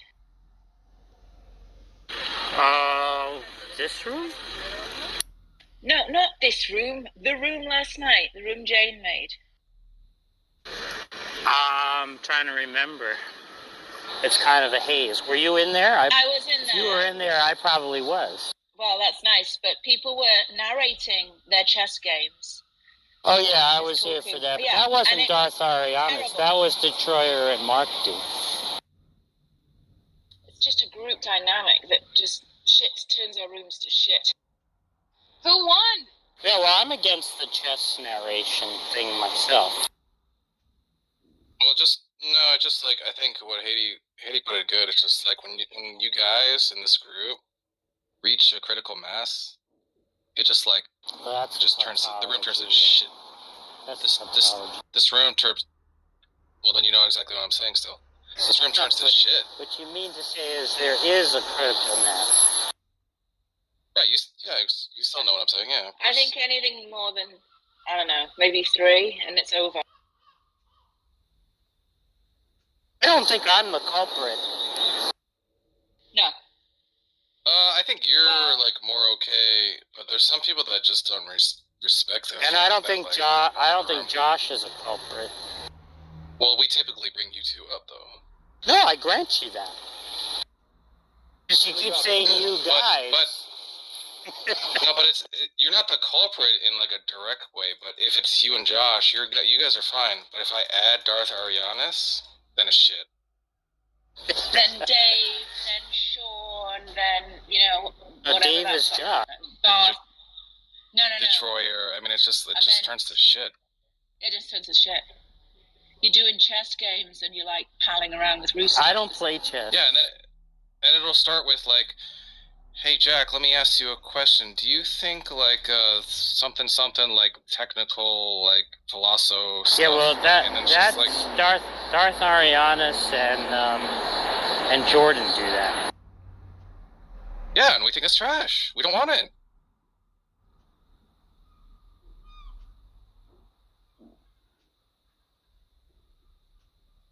I mean, it's not like it's not been made known. We don't want that garbage.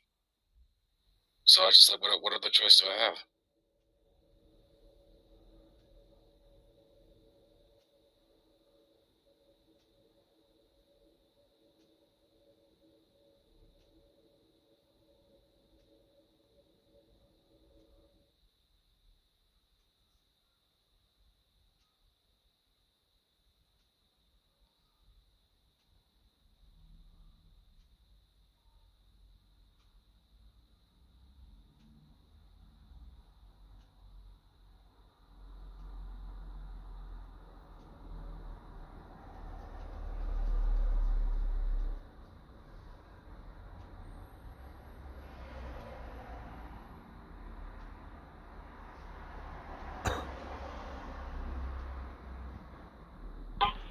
Are you afraid of Darth, Tom? Afraid of him? Like, in what sense? Afraid of the arguments that he has, that he may challenge you with? You mean the arguments Challenge against me? theism, John? Those arguments? I don't know. I've seen Darth argue for and against theism. He just likes arguments.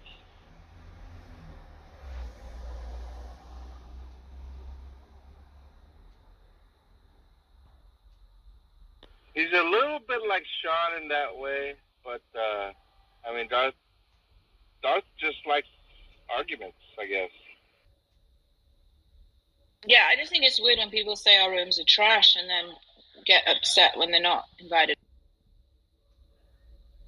Yeah, it's very bizarre. Why do you want to be in a trash room?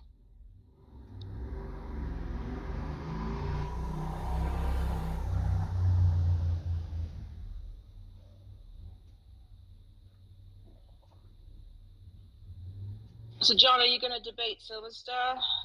Because that's the only way I would want him on stage, if you're willing to engage with him. Well, the thing is this. I mean, I can easily defend my faith, but I mean, just the sheer absurdity of what angle he's trying to take. I mean, it doesn't even deserve a response. That's kind of like my opinion on that.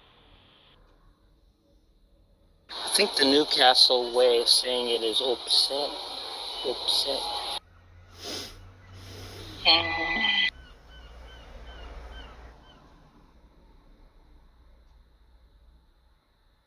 I'm not upset.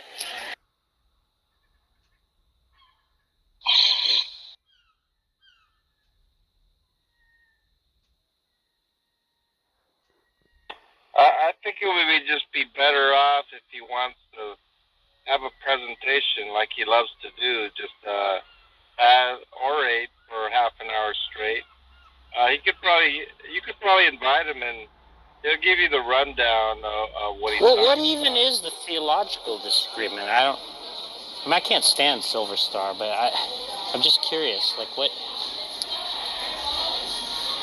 is he claiming is the theological disagreement that you two have? There's a phenomenon going around in the 21st century where Arianism and Gnosticism, these early church heresies, are kind of resurfacing.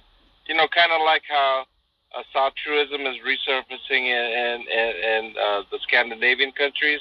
Kind of like that a little bit. You know, maybe how like the paganism in the Great Britain as well. Anyway, because this is actually going on, what Silver Star is trying to do is saying that I am a part of that sort of like a little mini movement that kind of happens, and saying that I have all the telltale signs of this particular movement. But what's a specific theological claim that you make that he disputes, or vice versa? Well, the thing is that I talk about experiential knowledge, right? That's exactly what the Bible is talking about, experiential knowledge. However, what he's trying to claim is that, well, that's Gnosticism in the sense of like esoteric knowledge, right? I don't believe in that type of esoteric knowledge, and he can't claim that I believe Jesus is a phantom, which is central to Gnosticism, right? But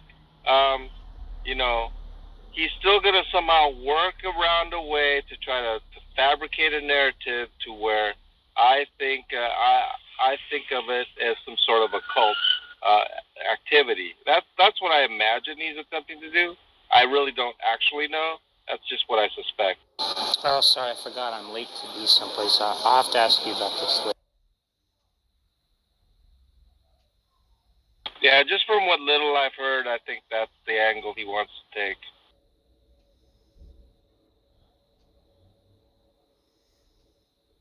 Which is really ridiculous.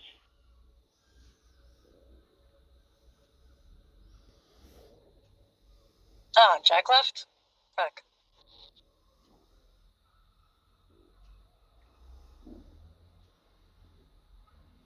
Lorna told me and Sock are going to be in New York next week.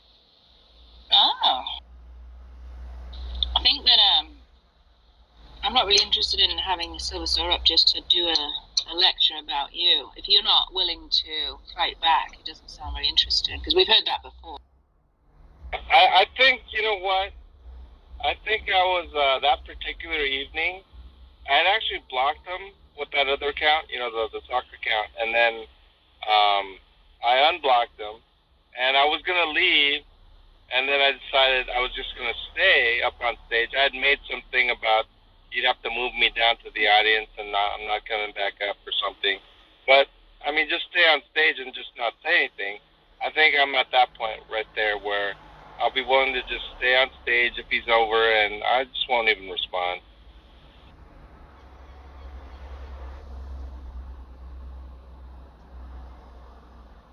He can lay out his argument all he wants. John Lee is a coward. What, are you afraid of Silver Star, John Lee?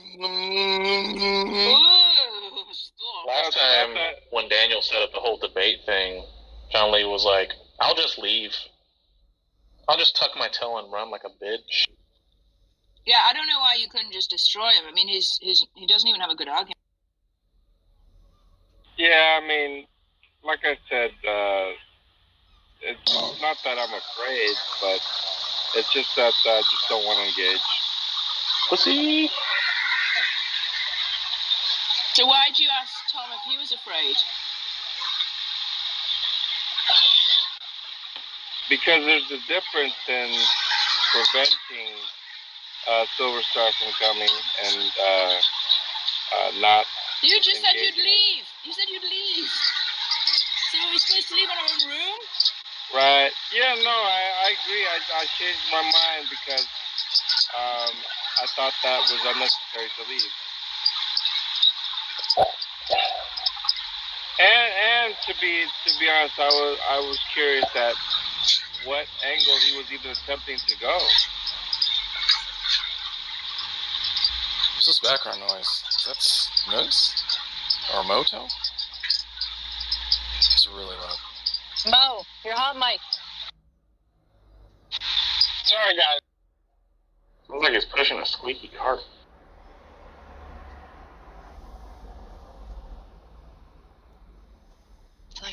I'm driving a truck. Sorry, guys.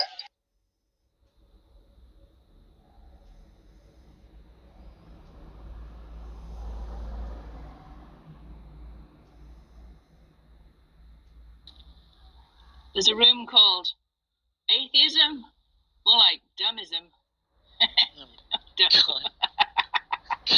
It's not that one guy, is it?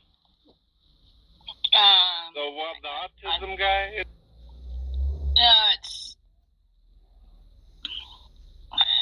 Well, Rashad's in there. The theists in there are Rashad and Uri.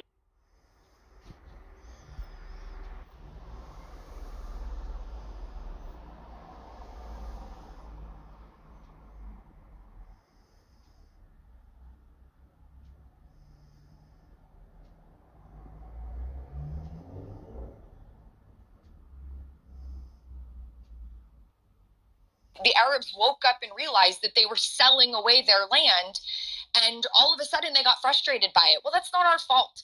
We bought the land very legitimately, and then we started to get attacked. And that's not okay. I'm sorry, to justify any kind of violence. If you have a problem with it, take it up in another way. But Jews were massacred in our own land in 1920, 1921, the famous massacre in Hebron in 1929 that took the lives of 69 Jews who were mutilated by their Arab neighbors.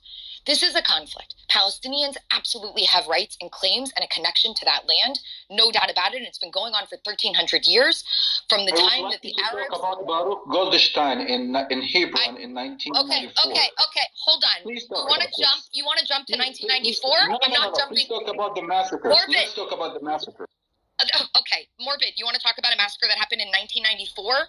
That was Baruch Goldstein, okay? I'm not going to try to minimize it. It was horrific, and I will never justify it, and I will never be okay with it. And I don't go around the streets of Gaza or the West Bank handing out candy when Palestinians are murdered. And you Palestinians don't visit his grave, and you don't have a picture of him in your house. Thank you. He is not a saint. Yes, not even a little bit. I spit on his grave, okay? He's a disgusting human being, and he doesn't represent us in any way, shape, or form. And his party, the political party that he supported, was declared a terrorist organization by the government of Israel. We abhor terrorism. We condemn it. We make sure that it is marginalized within our society. Whereas, when it happens, unfortunately,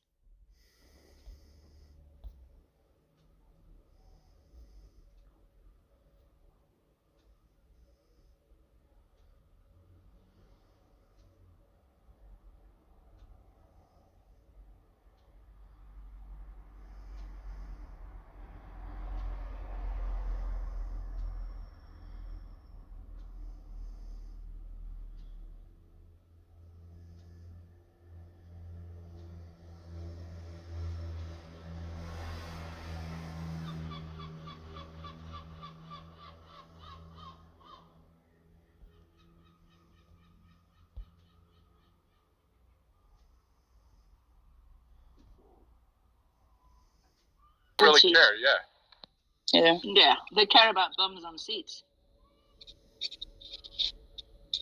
Well, the church I go to doesn't really have to worry about that ever. It's one of the bigger churches in New York.